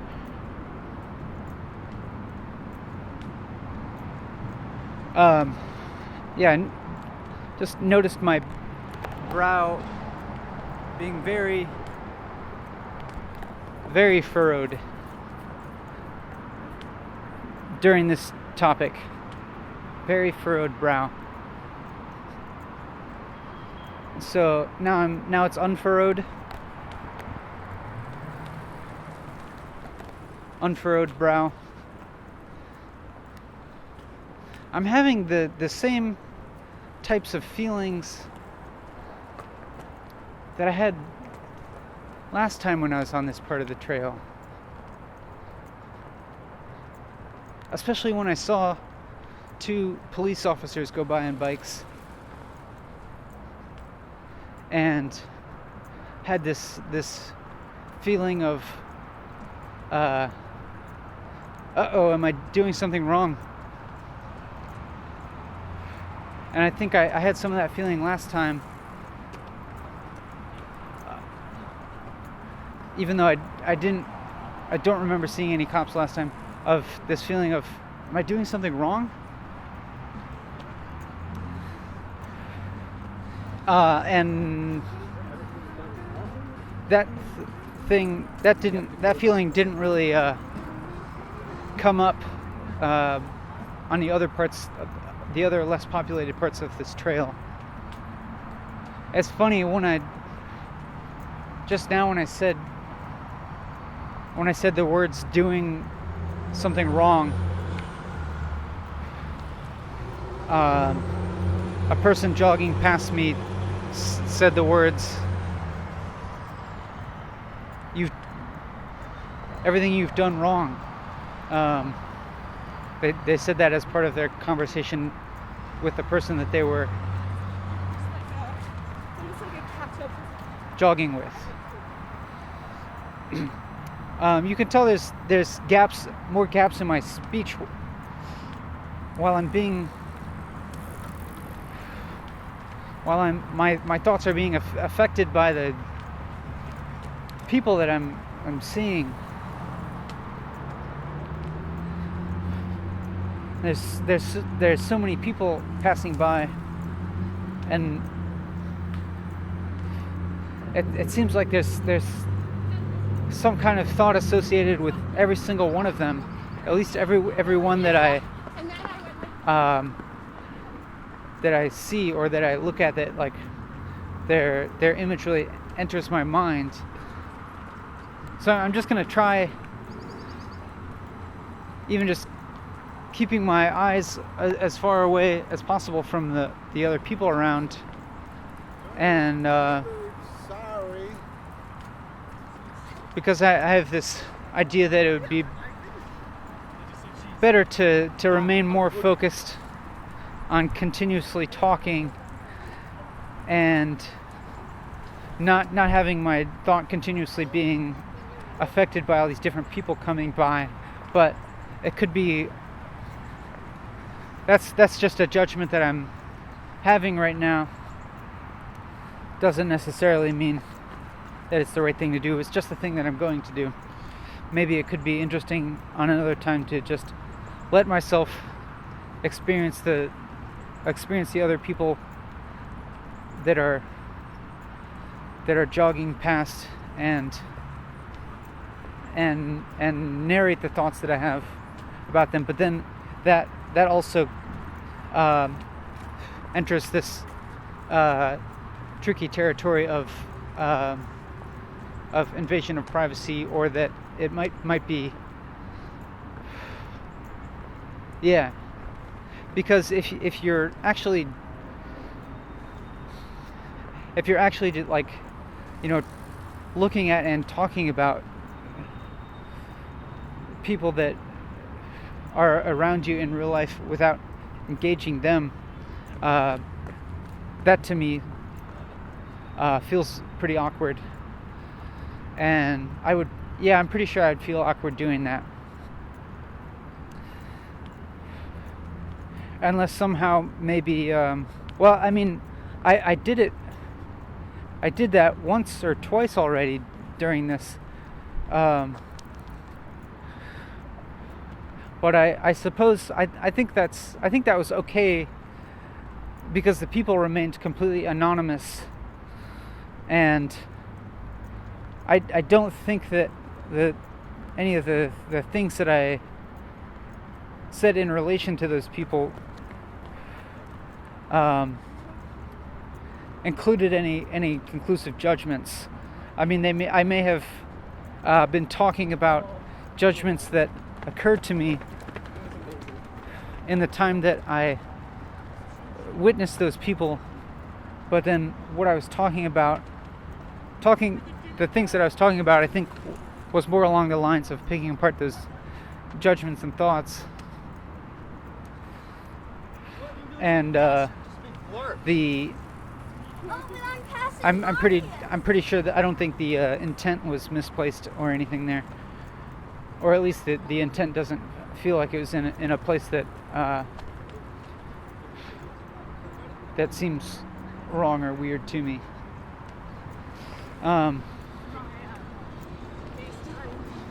Wait, what? Yeah, I'm still in a furrowed brow kind of phase here. Also, legs getting a little more tired.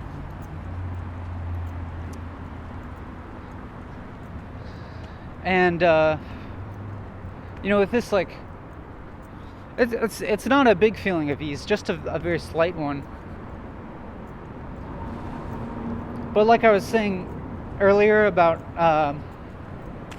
when you're in a positive part of emotional cycle, there's no reason to worry about being in the negative. And then I was talking about how if you're in the negative part of the cycle, there's no reason to be hopeful for the positive, because you know that the positive is also just temporary. And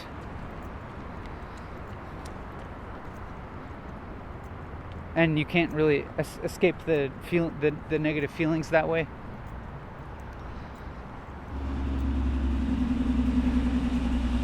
So now I think I am feeling some slight negative feelings.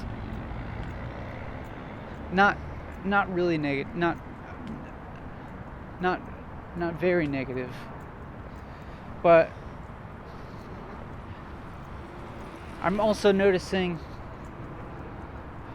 maybe more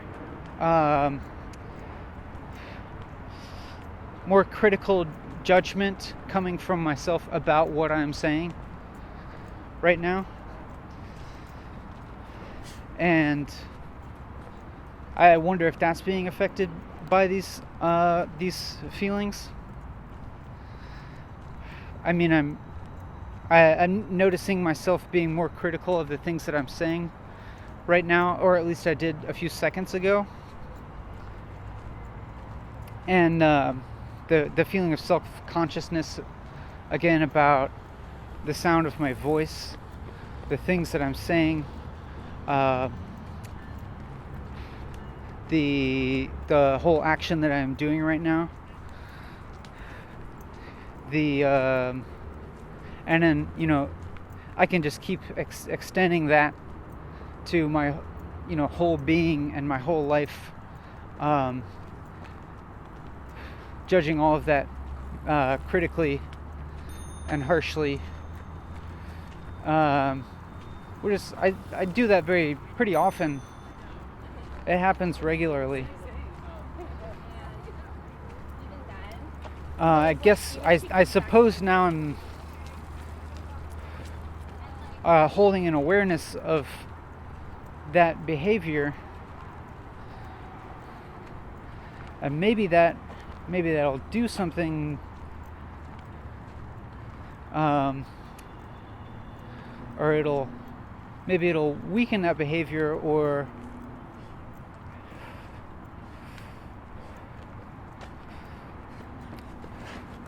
maybe it'll just allow that behavior to be there, but with less weight or something. I don't know.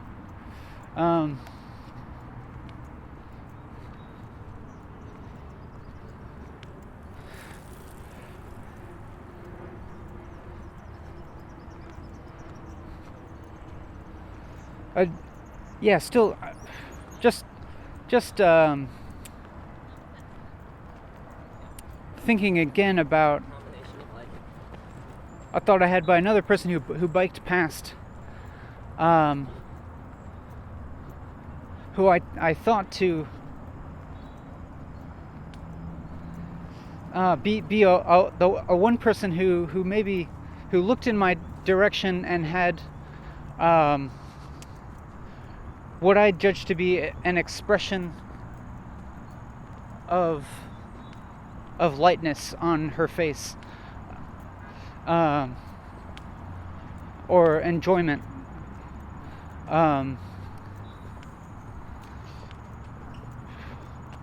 More so, I noticed that more so than anyone else that I've noticed today. All right, I perceived her expression as being maybe amused or pleased at something, and I wondered what it was. I wondered if it.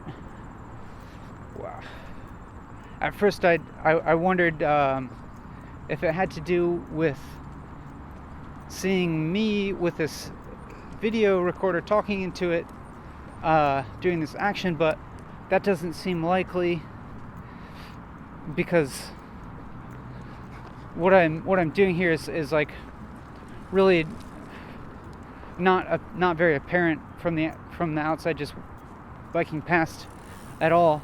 It doesn't. I don't think it really sticks out that much, or has anything particularly amusing or pleasing about it from the perspective of somebody biking past. And then that was a while ago, and then I was talking about lots of other stuff, and then that memory of that came back, and then I started to wonder if it was because of the t-shirt that I'm wearing, because it has a logo on it that is like, I think is amusing to me, at least, and amusing to just a few other people, and wondering if she saw that and was amused by it. And it's not really of any consequence at all. And now I'm wondering why I'm even talking about it. I'm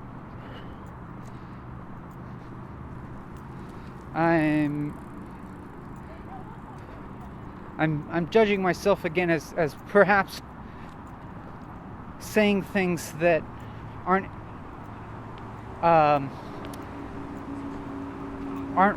interesting to you, maybe not interesting to you, or like not especially considerate of your experience. They're just kind of, I don't know. Here I'm just describing my experience, which is what I've been doing the whole time.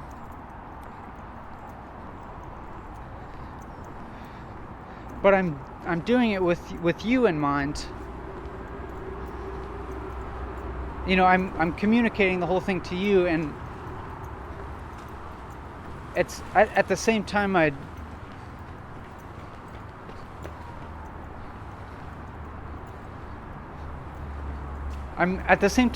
all the time I'm thinking about your experience too, on a certain level. And so, talking about that particular scenario that happened in my mind, I started to think it's much less relevant to your experience unless you are someone who is just interested in my experience,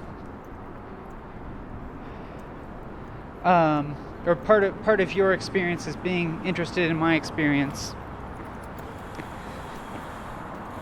and that could be possible. I mean, especially considering the fact that you are watching this video. which is essentially just me describing my experience. Perhaps that suggests that you are interested in my continued experience within this framework of walking and talking for a duration. And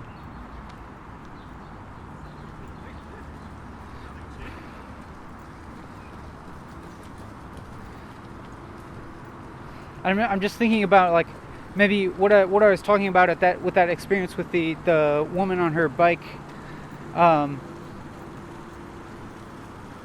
Is that I'm wondering, is that a more personal topic that isn't relevant to what I'm doing, or is it totally relevant because it's part of my experience? I guess it's probably I talked about it and it's in the past, so it's there, and I can just accept that, and I'm not going to necessarily make a choice about whether I'll continue to relate that sort of experience and that sort of thought in the future. I'll just kind of play that by ear and see what happens. Feeling slightly distracted again, and then I'm thinking that I also had a thought, a different thought that was coming up, that was occurring in my mind while I was telling you the last subject, and I have this vague recollection of judging that thought as being worthy of talking about, but I don't actually now remember what that thought was. Oh, now I think I'm remembering.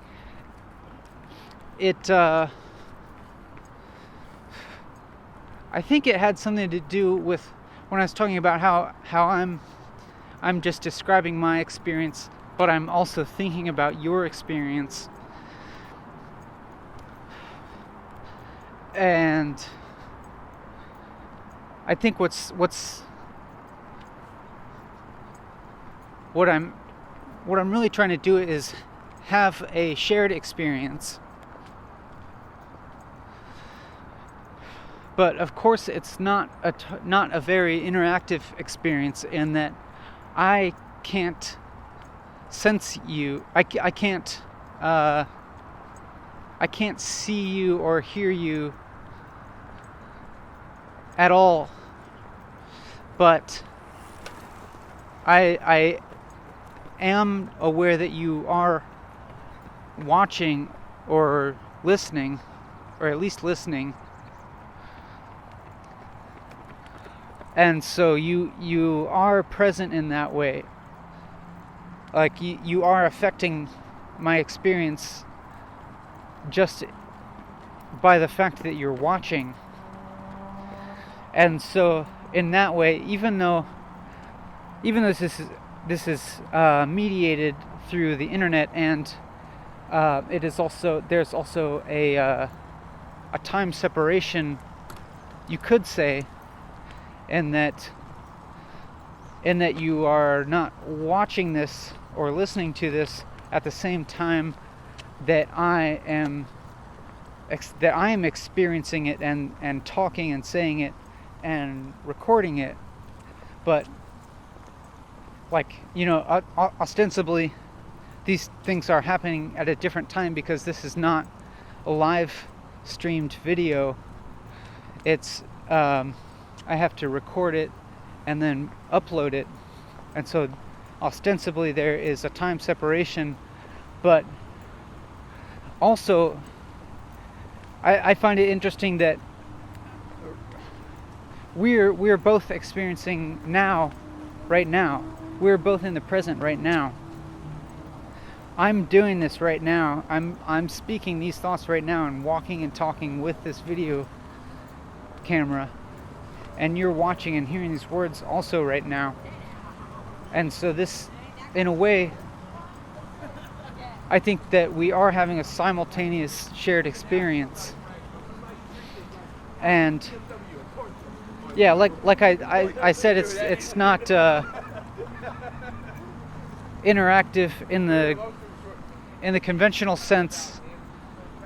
For me, I do feel a kind of interaction in that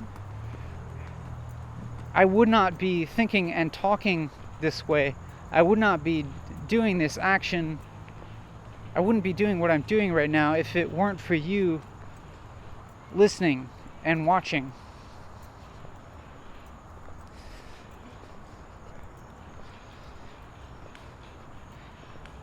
It's like you are actually creating this experience in addition to me, or it requires both of us for this to be happening.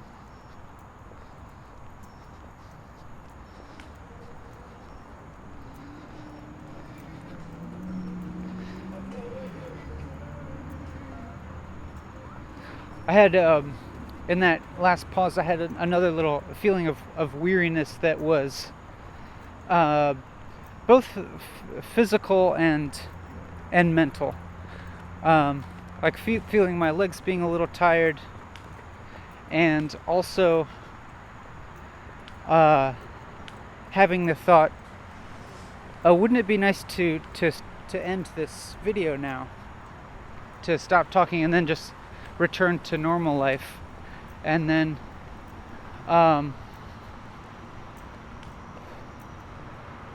as I had that thought, this thought of the possibility of ending the video now, which technically is possible because I haven't put a strict time requirement on myself for this video. I haven't told myself that the video must be a certain length. So there's no official part of me saying that that I have to keep going, and so technically I could end it at any time. And so having this thought of the possibility of ending the video now led to this this kind of looking forward towards what I perceived as being a kind of relaxation or break from talking, not having to continually talk, not having to continually say every thought that I have. And that seemed appealing. But so when that happened, all I did was just continue to talk, or just go right back into talking and saying what was happening. And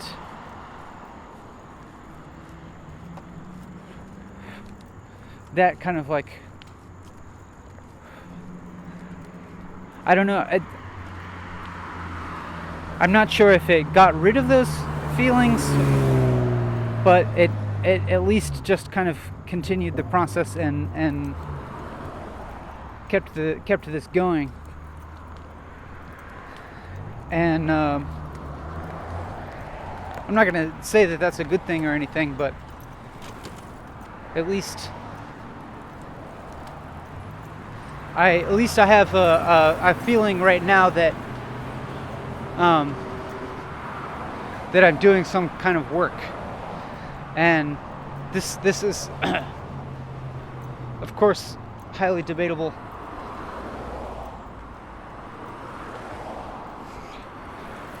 But I think it's like, there is a kind of difficulty or effort involved, a kind of work involved in continuing to talk this long and to say every thought that I have for this long period.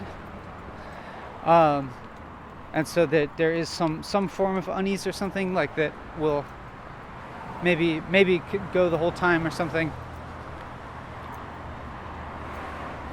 But then, on the other hand, if I did stop the recording and I was just walking now, like walking back to my home without talking, then I think that there would be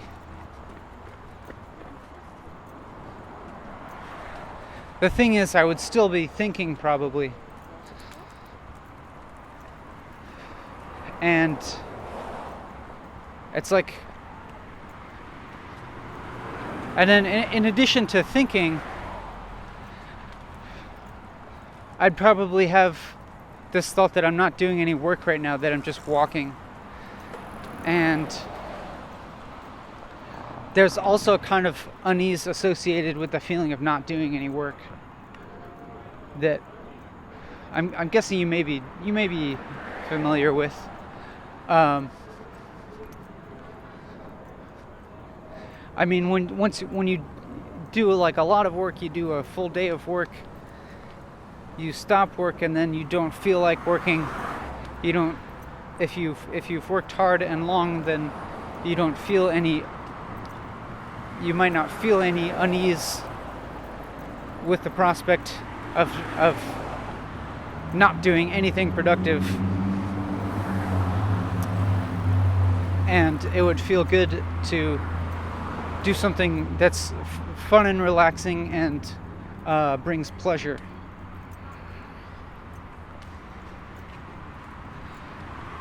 And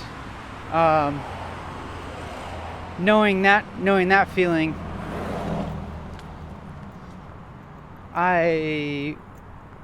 that makes me actually want to continue to do this longer, so that by the time that I do end it, I will have worked longer and will hopefully have more of this enjoyment of ceasing work than I would have if I ended this recording right now and then just continued to walk home for a while, feeling like I'm not doing any work. And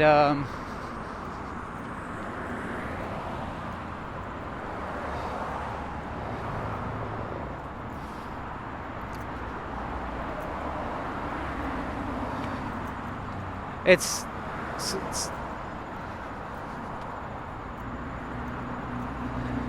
somebody read to me a quote once that was something to the effect of, like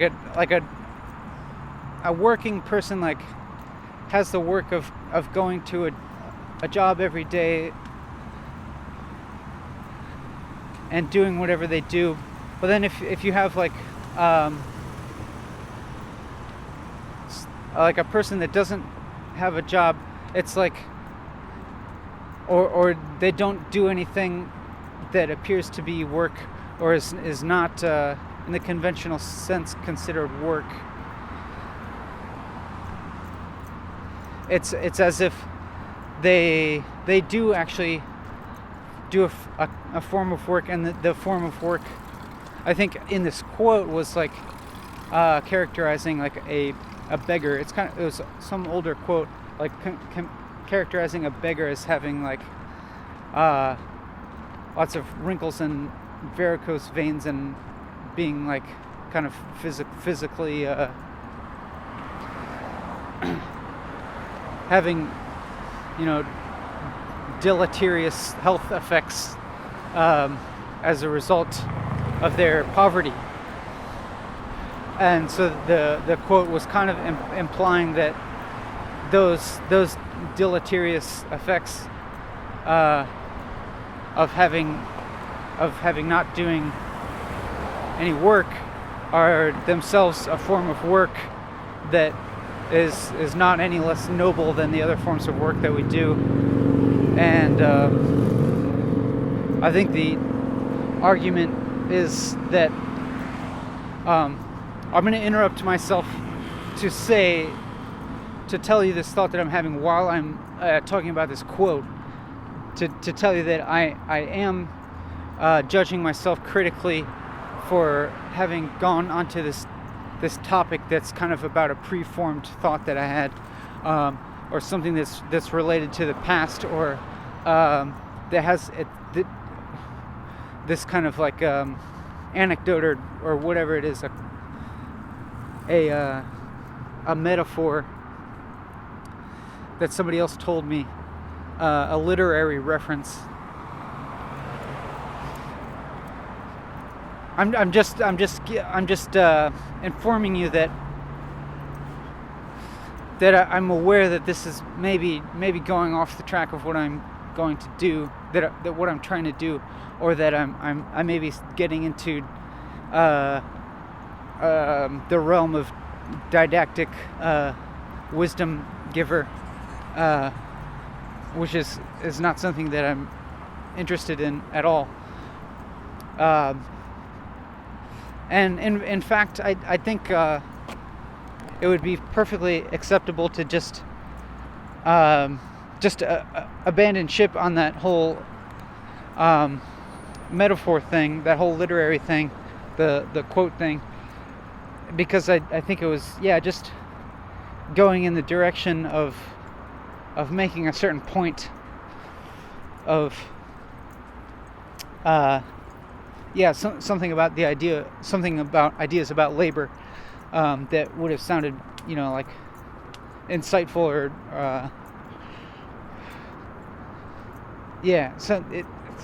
something that was made to sound insightful. But I'm not really. I don't really feel interested in insight. Or actually, what I really mean is that I'm not interested in repeating a past insight.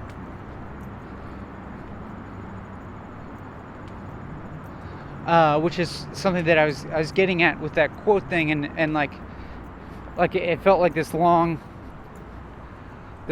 explanation of something that already had a preformed conclusion in my mind of the point that I was going to make.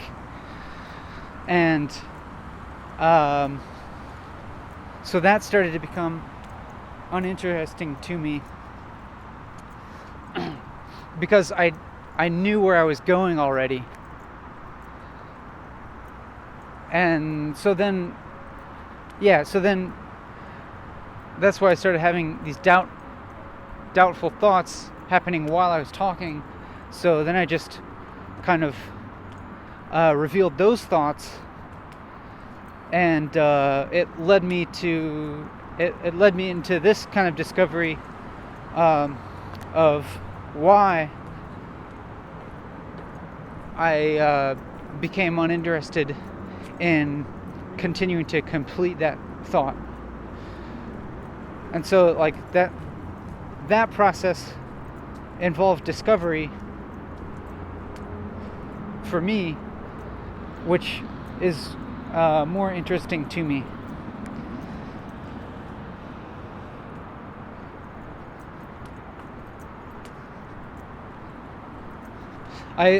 Just now, I'm not sure if it got in the frame or not, but there's a little piece of ceramic tile or porcelain tile or something lying there on the ground, and I was drawn towards it, and I went over and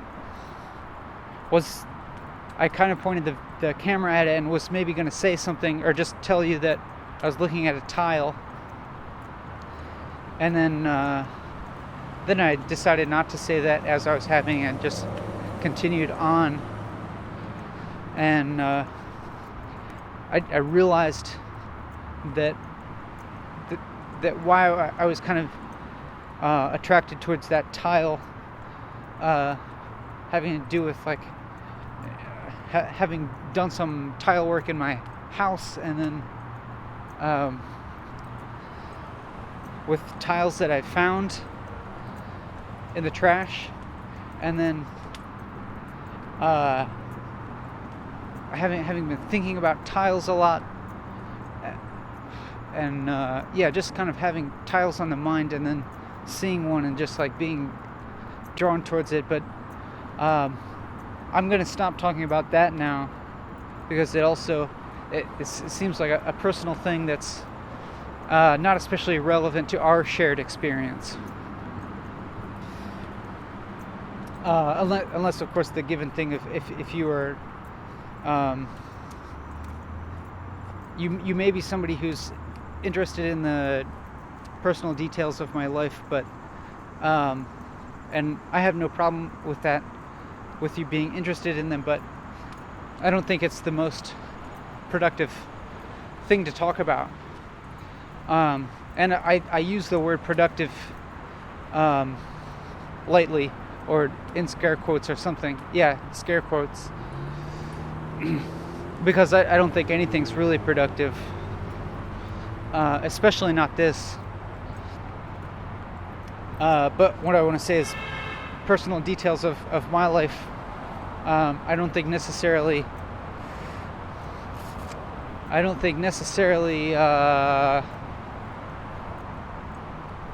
affect our shared experience in a way that's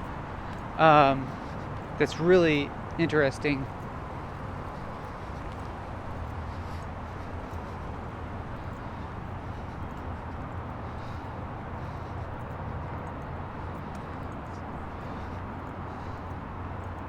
When I stop and I pause and I think about things to say, it's interesting because all the thoughts that occur are usually something about the past or the future, something kind of like situational and concrete, but also having to do with like the past or the future, and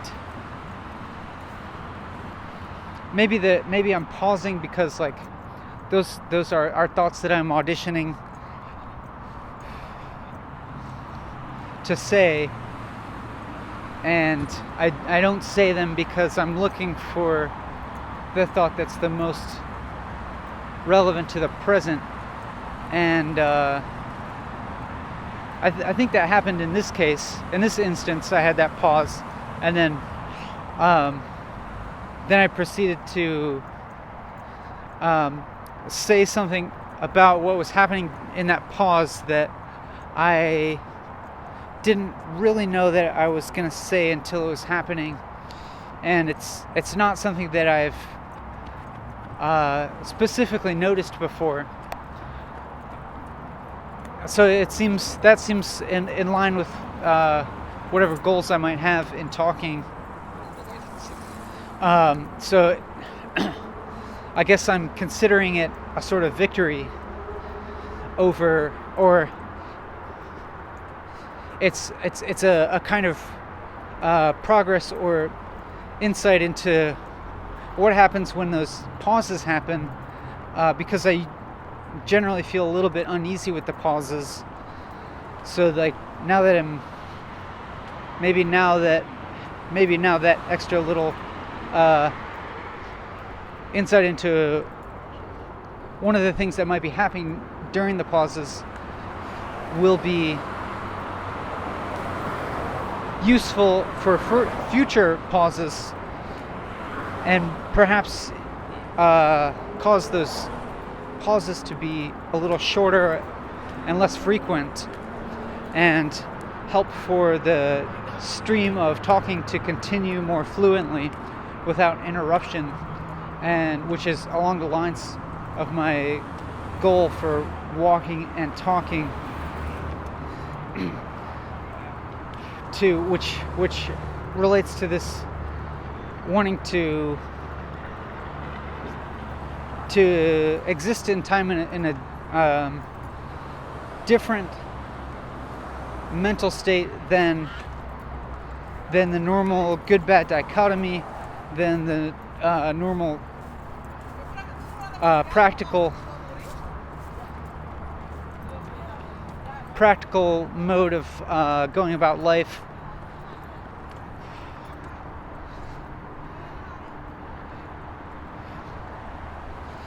And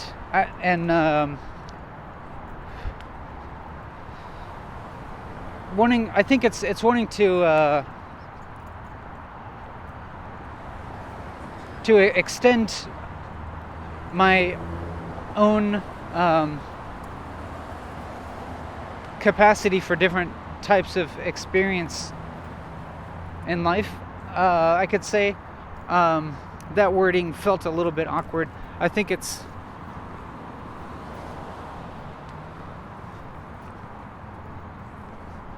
has to do with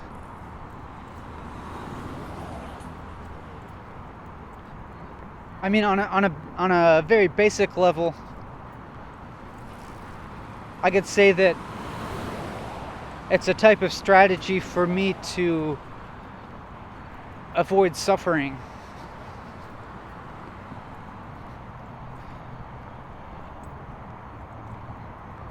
But now that I think about it,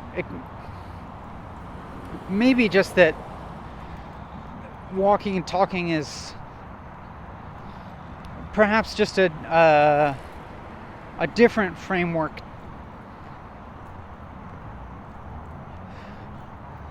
to experience being myself,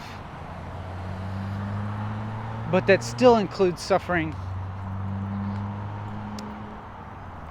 But it could also be said that it's not suffering, because even though I do experience some negative feelings during it, it's also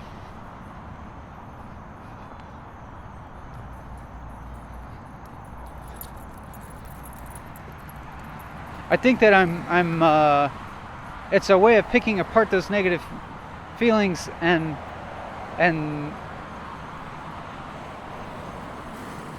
understanding them in a certain way, or at least probing into them and revealing my thoughts about them. And it's not just I'm not just revealing thoughts by talking. It's not like I had all these thoughts beforehand and now I'm saying them to you. For the most part, it's the thoughts are being generated as I talk to you. I definitely wouldn't be having all of these thoughts if I weren't doing this.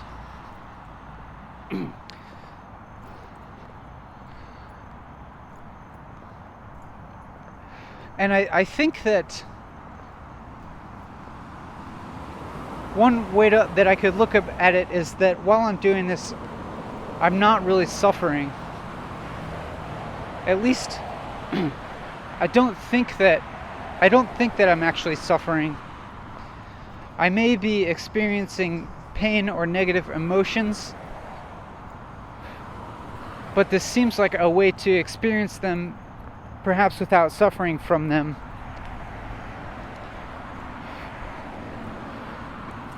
Because in some way they're all contained within this framework of walking and talking, and they are all getting like investigated and expressed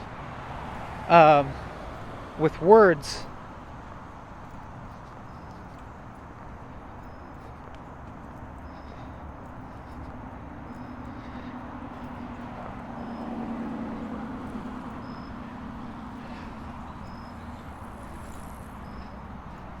And so I'm thinking about now, like, what I'm comparing my experience of walking and talking to other experiences of my life while I'm not walking and talking, and I'm trying to see if there's a qualitative difference, and to see if, and wondering if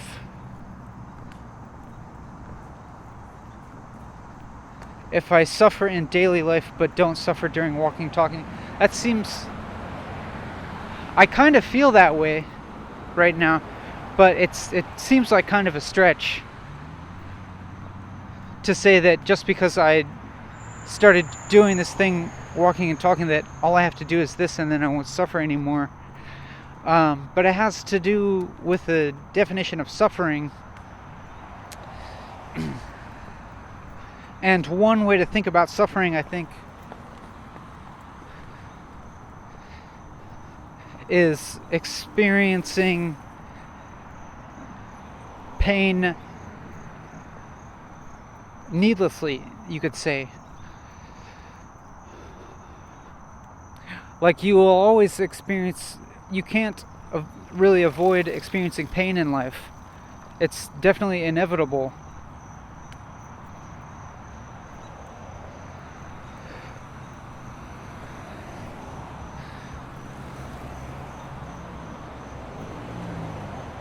And maybe suffering has to do with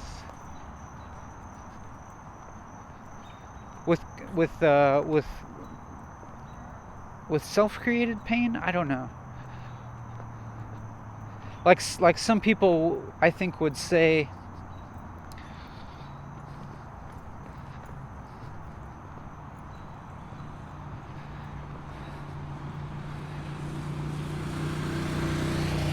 I'm kind of confused about this. I think I've heard somebody describe suffering as experiencing more pain than is necessary. And that implies that there's some necessary pain and then there's some unnecessary pain, and it implies that some of that unnecessary pain is something that you're creating for yourself.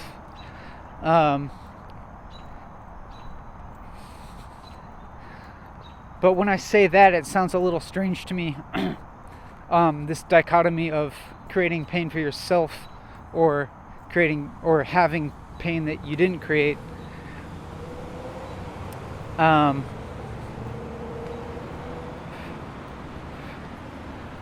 realize that could be a valid distinction. But at the same time, I'm wondering if it might also be an unnecessary dichotomy. Because, say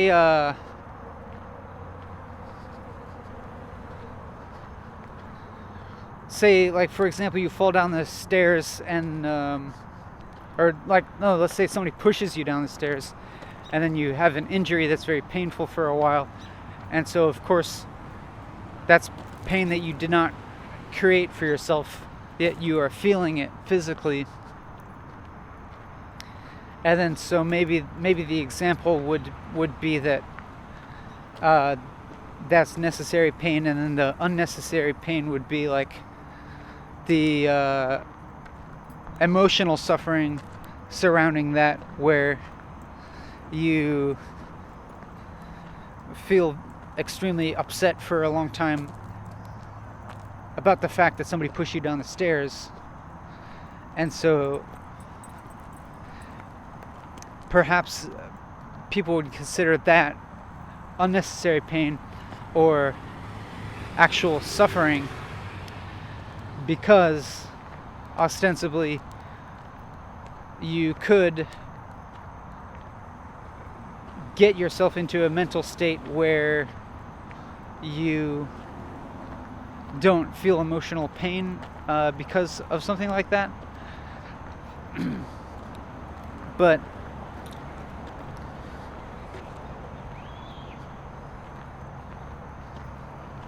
I don't feel so sure about that. Um,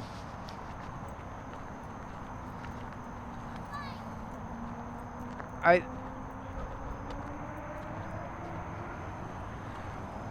conceivably, yes. I'm sure that there are people that cultivate a kind of very healthy thought habits and emotional resilience.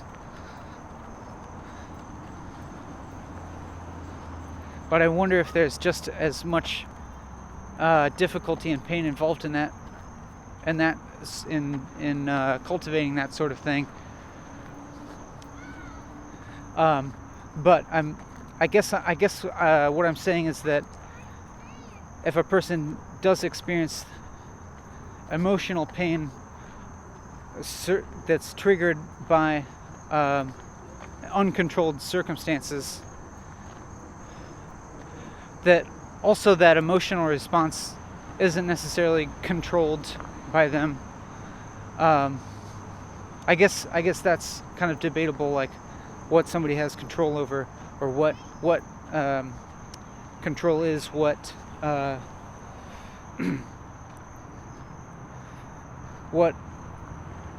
what personal autonomy we have in that regard.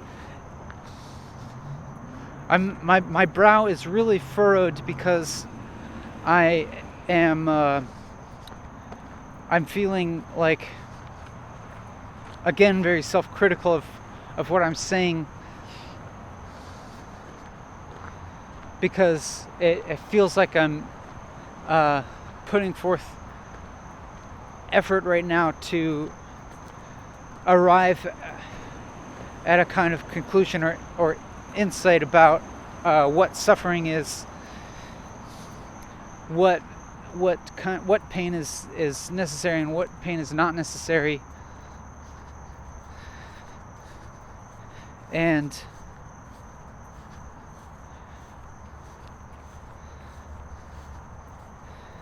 this whole thing of trying to create a definition of suffering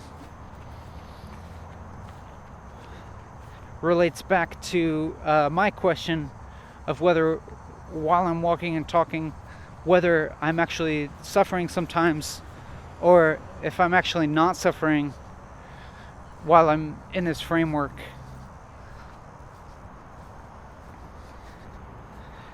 And my feeling is that I'm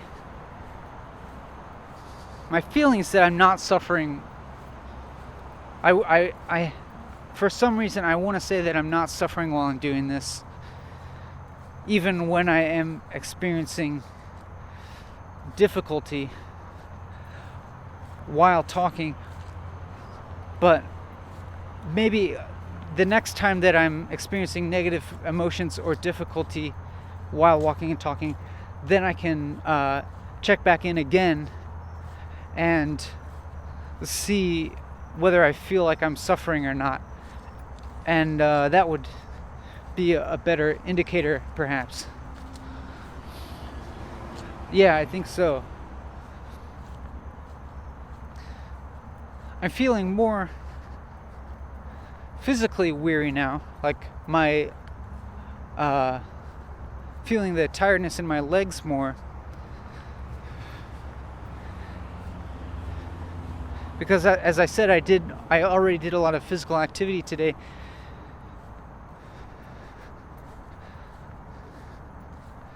but that doesn't feel like suffering, really.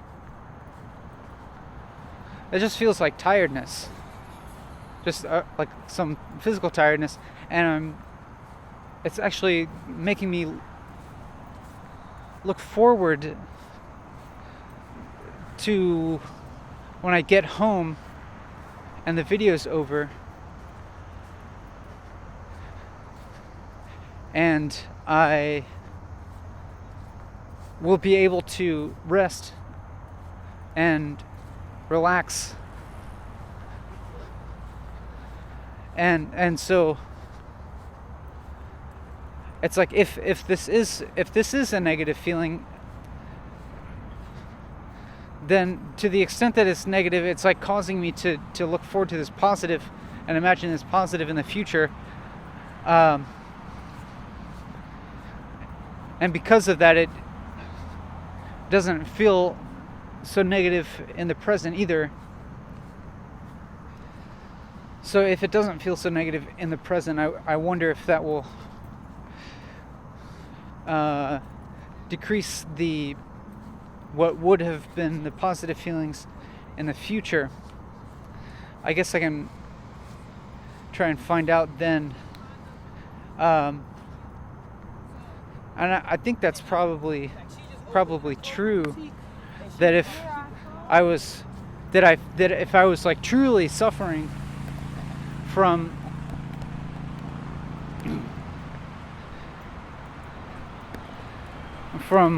the tiredness in my body,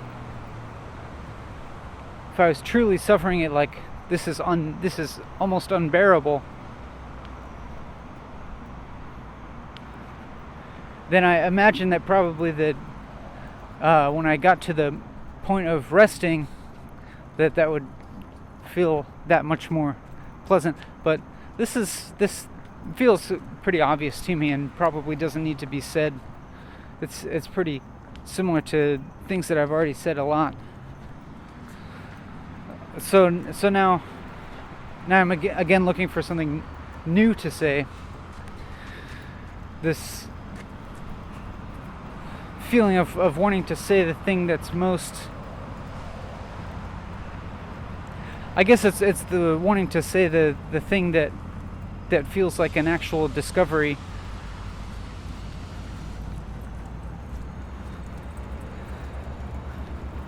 But I don't feel it yet. I don't feel like I'm onto the train of thought that involves discovery yet, but it's actually I probably am, even if I don't know it yet. What I'm saying now, even though I said it, that it feels like I'm not sure that I don't know where I'm going with this thought, basically. But that's actually a necessary precondition for discovery. Like I have to actually not know what I'm doing in order to lead to the discovery.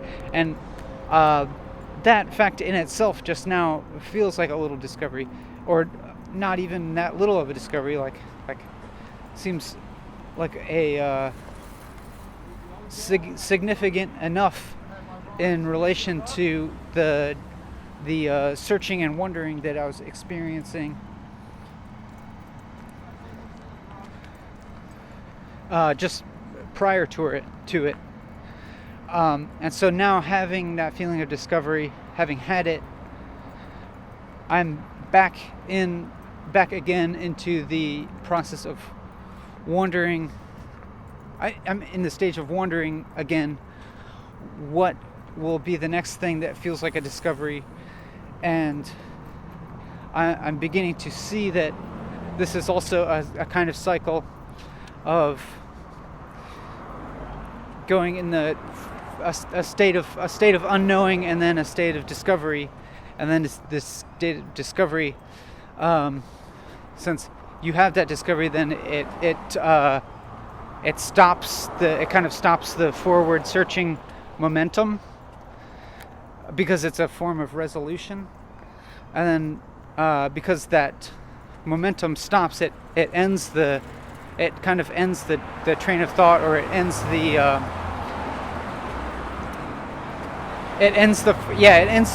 the forward momentum that was created by the searching and the wondering. But then by ending it, then it puts you back into that state of wondering what's going to happen next, because it's the state, having discovery, it simultaneously stops the forward momentum, but then it also puts you puts you back into the unknowing, because you are unknowing of what you're doing now and what you're going to discover next. And so I had never thought about that cycle, that as a cycle before. And having formulated that thought, that idea of that as a kind of continuous cycle, could be thought of as a discovery. And it's interesting because it's a discovery that's about the process of discovery itself. So it seems like a very particular or peculiar type of discovery, or like a kind of self-reflexive type of discovery, which really has me wondering where I'm going to go next with thinking. And yeah, there was just like that pause right there, like that gap right there, like that was really just like wondering what I'm going to say next, what I'm going to think next. I have no idea. I mean, like literally, there's not an idea about what I'm going to say next, and that's not. I'm not trying to wear that as a badge of honor, or of being some kind of explorer or something, or being brave to not know what I'm going to think, because that's not really a special thing. But it's like the tension that's opposite the resolution, or the dissonance that's opposite the consonance. And I'm judging myself a little critically now, because now I feel like I'm just like rewording the same idea, using slightly different terminology. But it could also be said that really almost everything is just like looking, in a way, just kind of looking at the same thing from different angles. But that's totally fine. Or I want to say that's not a. I think I'll just drop that line of thought, and just try to like drop into like trying to think without even attempting to have any continuity with the past thoughts. It seems like an interesting endeavor to try and think as if you are not on any continuity, or there's trying to think as like without relation to the past. Like what would you think now if you hadn't had been thinking anything before? I don't know if it's really, I don't think it's actually possible.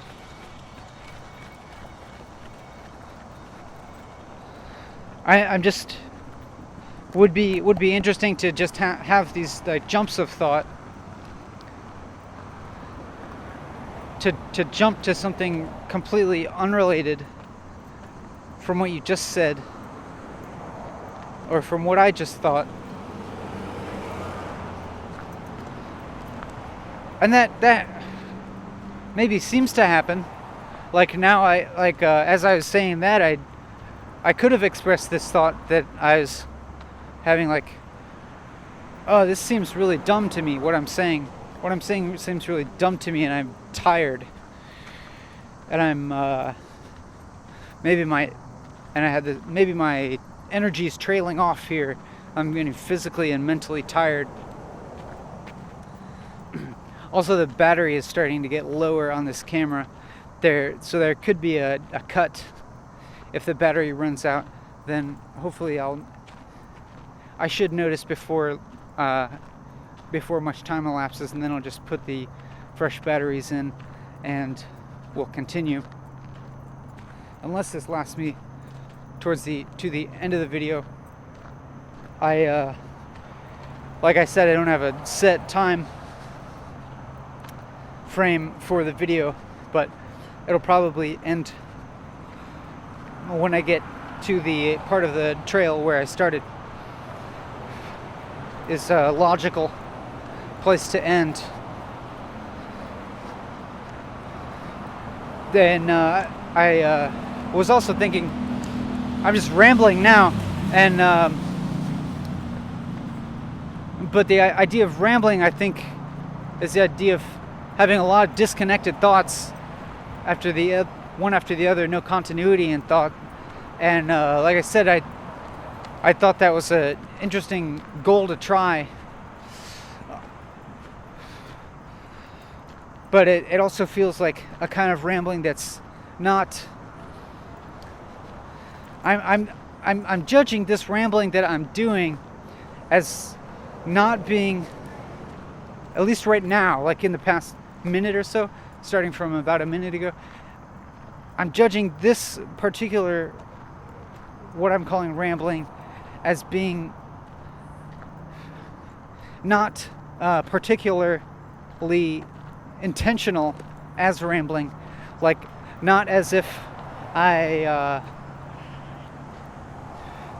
have mastered continuous trains of thought, and now for my, just to challenge myself and you, I'm intentionally jumping from thought to thought, unrelated, as a kind of mental feat, a kind of mental acrobatics.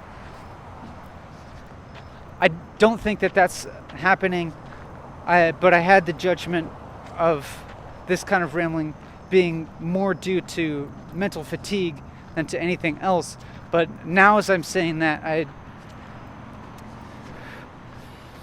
don't feel particularly mentally fatigued right now. I feel like I'm noticing the words coming out of my mouth as being articulated fairly well, and I maybe have been continuing, at least in the past maybe half a minute or so, to be talking without a lot of stops and stutters and uhs and ums, which happens to me sometimes.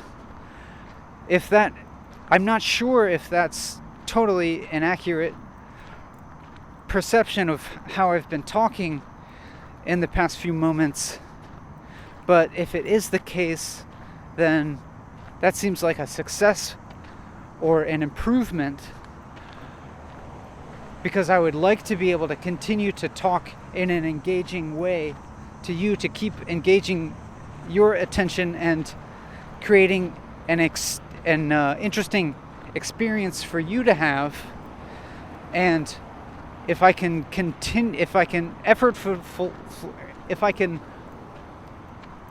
keep that up and improve that quality of speaking, I think it will be a good thing, and it will decrease my own suffering and maybe yours too.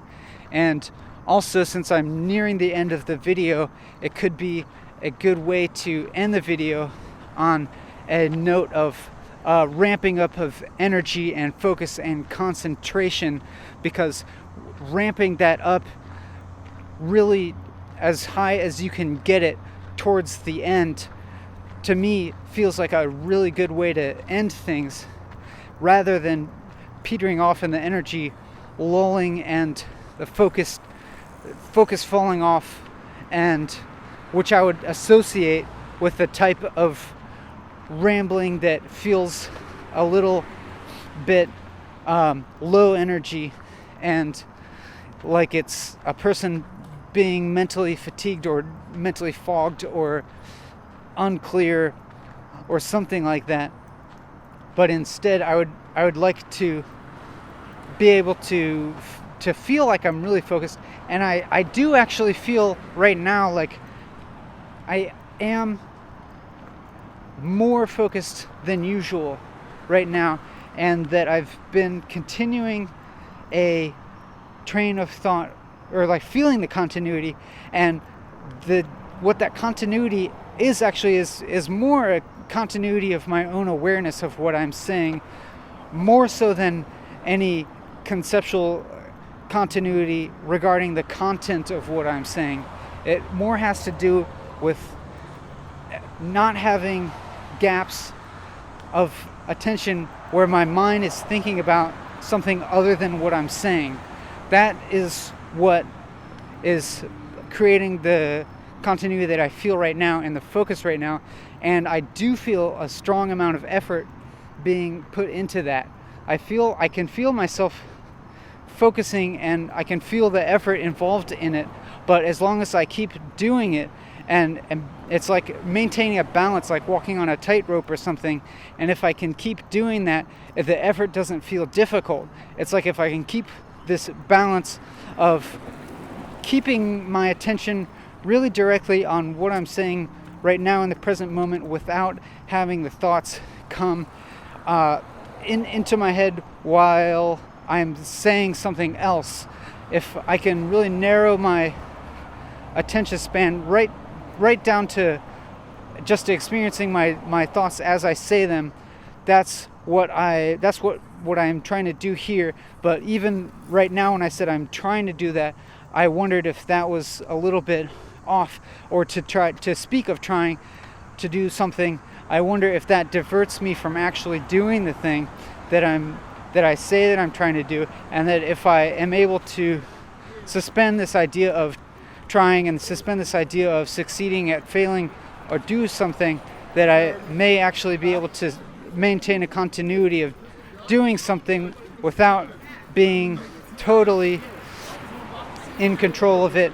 Or actually, maybe I am in control of it, but it's like the effort is not difficult, or the effort is not apparent to me, or it feels like a kind of effortless effort. And if I am interested in that, or at least I can say that I'm interested in what I'm saying in the present, and interested in what's going to come out next. And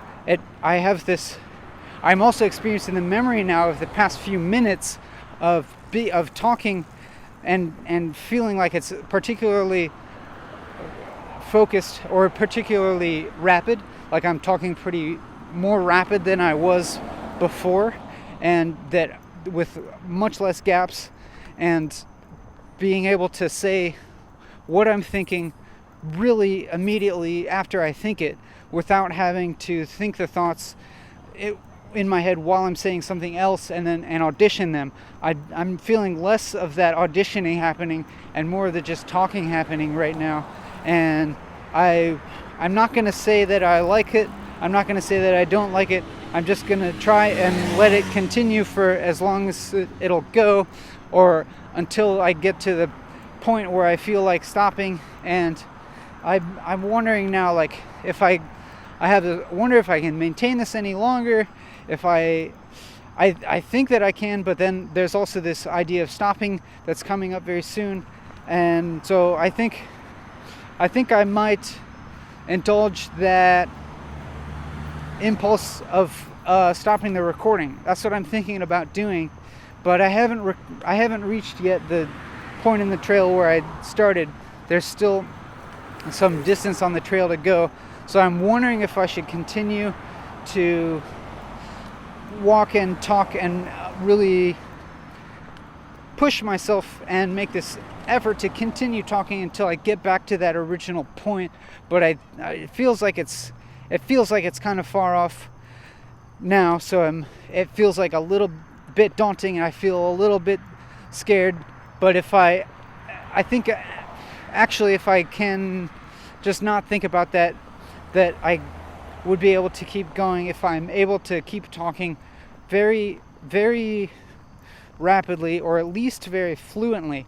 Maybe it doesn't necessarily have to be as rapid as I've been talking in the past several minutes, but it has to keep going fluently and not have the gaps and pauses and the thoughts and the auditioned thoughts and the thoughts that happen while I'm thinking, because when that happens, there's this possibility of these thoughts about the future coming in, and it's the thoughts about the future that create this idea of worry or scared, or the idea that I should stop. It's the idea of the future that can be daunting, because if I'm not thinking about the future and how long it's going to be, then there's no possibility for it to be scared, because I'm just speaking about the present and speaking in the present, and in that I'm not suffering. And as long as I can keep that up, then it seems like I can go for a long time. And really, I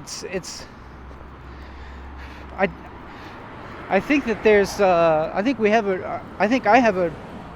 there is a great capacity to go to do things longer than you may think that you can do them.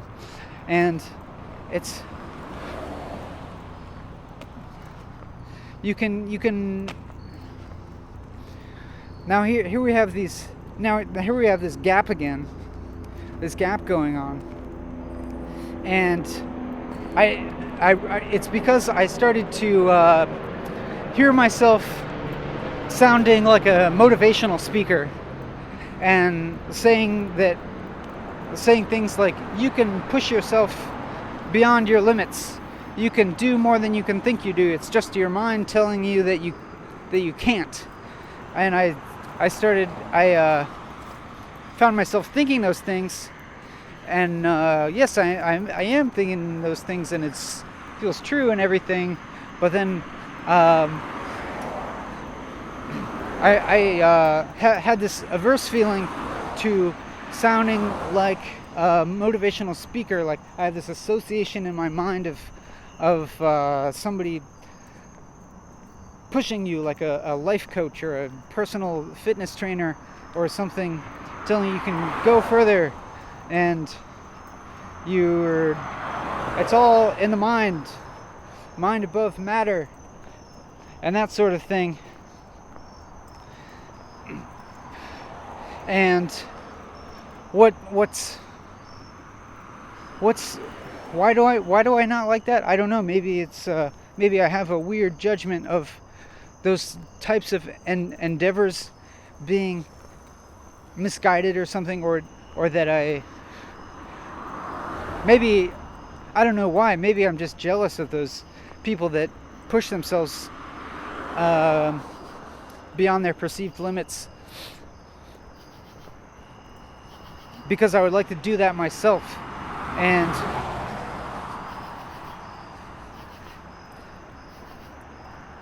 maybe I did do that in the recent past a little bit.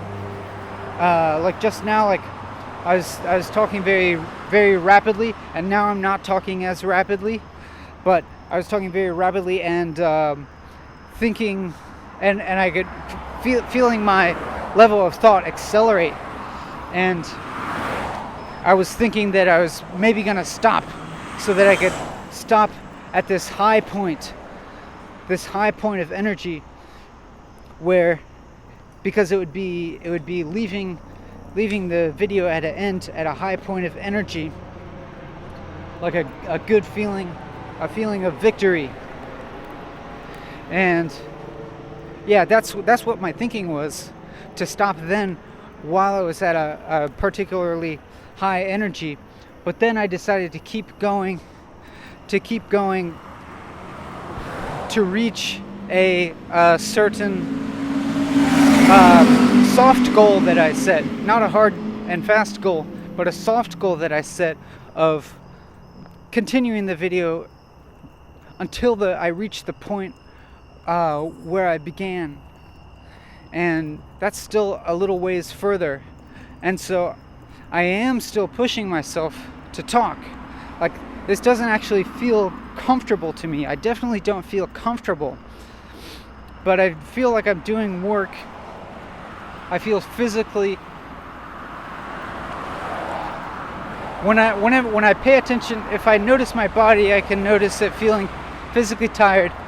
And if I stop long enough to notice my mind, then I notice it feeling mentally tired. But if I just don't stop, then I don't notice it and I don't feel tired, and I am able to keep talking, and it's okay. In some part of me, I'm aware of the effort and the difficulty of doing this. But it's like the other part of me can just keep going and keeping that to the side or something, even though I am acknowledging it and aware of it. I'm just like, I don't know if I'm overpowering it.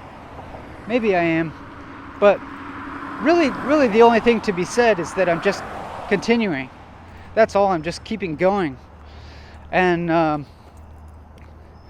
that's kind of that's pretty much what I think about living and life, is to just keep going. And that's all. There's I don't really have anything else to say in terms of advice for a way to live, other than just keep going. And that's not even really a needed piece of advice. I don't think that's really needs to be said. Unless you were thinking about killing yourself, then maybe I would recommend considering the possibility of just keeping going, and what that would feel like. But I know that if someone is in a suicidal state, then they've probably considered a lot, the options of continuing to go, keeping going, or the options of ceasing their identifiable physical form via inducing death. But also there's, I think there's often overlooked possibilities when someone does kill themselves. There may be overlooked possibilities of how to keep going, of a way to keep going that doesn't involve so much suffering. I think. There's another pause there, and I wonder if if a pause in my talking is analogous to stopping in life. Not really. I don't think so. I think it's just a rest. But I'm trying to for this duration to go without rest, really. And I find that maybe it's just because I've imposed this upon myself. It probably is just that I've imposed that goal on myself, that when I have stopped talking, it doesn't actually feel like rest. It's not really a rest, because then I feel myself struggling. If I was gonna say something that sounded really repetitive, and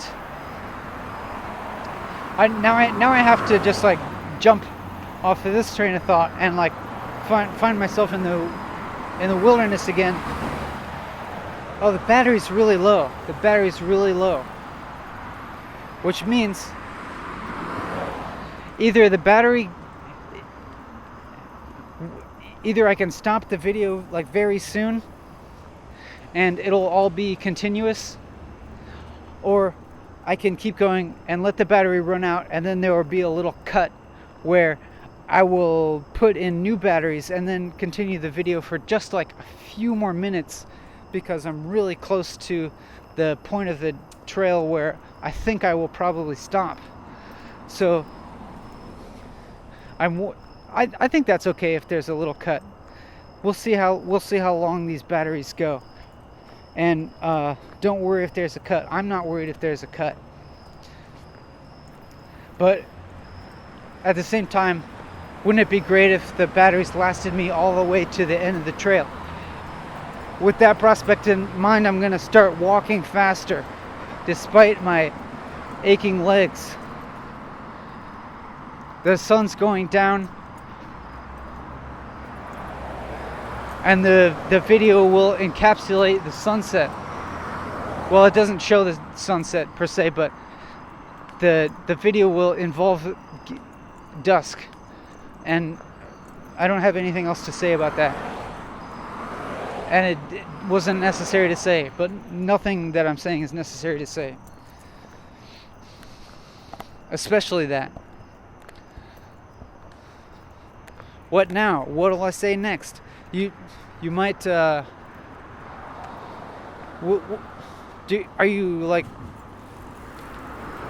you hearing a little tone of sarcasm in my voice as I said, what'll I say next? What's gonna come out of my mouth next? There was the cut. The cut happened. I noticed the screen of the video camera being black, and I'm sure that it didn't last for longer than a few seconds. I'm pretty sure that it didn't go longer than a few seconds. But it was interesting because I noticed it right at the moment that I noticed a particular physical object next to the trail, and I went to point the camera at it and to point out that physical object of my own personal interest that I found and to describe it. But since the batteries had gone out, I think that may have been cut off, or maybe a short part of it got seen. But then I had the thought that it's just like that physical object of my own personal interest feels a little bit extrinsic to the cause here. I mean, it's not that there's a cause, but that it feels too particular, too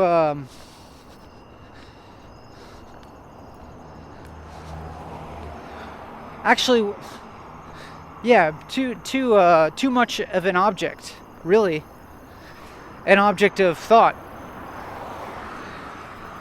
There's a thing on the side of the road. Maybe I'll tell you what it was, maybe I won't.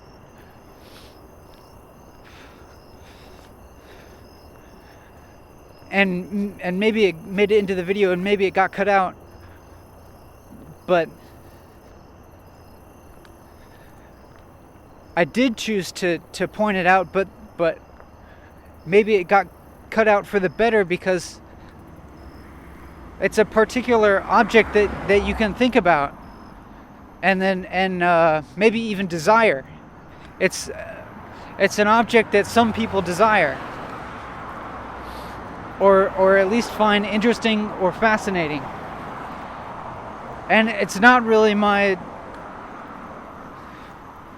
goal to make things to show you interesting or fascinating things, or desirable thoughts, or even neither desirable objects or even like desirable knowledge. Like I'm not trying to I don't want you to come away from this with any sort of knowledge. I don't want you to come away with this from any sort of thought that you have grown as a person. That's not. We can leave all of that aside, because that's extrinsic to our shared experience right now of me talking, thinking and talking and walking, and you watching and listening. let's just have this experience together instead of me telling you all kinds of interesting things.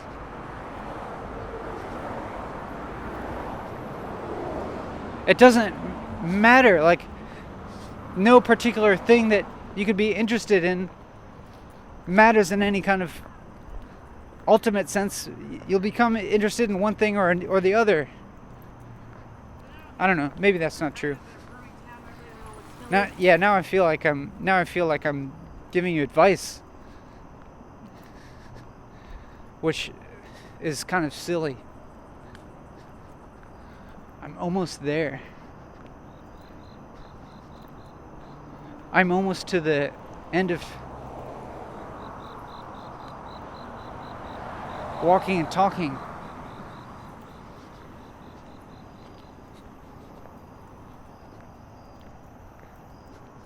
You can see my shadow.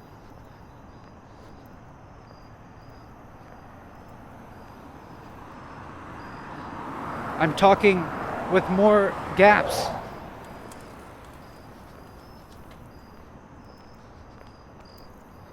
But now I don't think I mind it. Am I thinking between the gaps? Maybe a little bit. But I'm not having too many thoughts that I'm deeming as unfit. In these little pauses between the things that I'm saying, and now I think I'm doing it on purpose. I'll have a thought, and then I'll say it. A thought comes up as a sentence fragment, and then I say it. And pretty much in these past few moments, this moments with the kind of halting and pauses, each thought that comes up for me in those moments, I say it. I haven't been having thoughts that I don't say right now. I'm not thinking anything that I'm not saying. Okay, that seems like a good way to end. I think I'm about there. All right.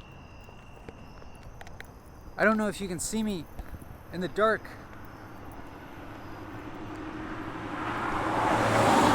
See you next time.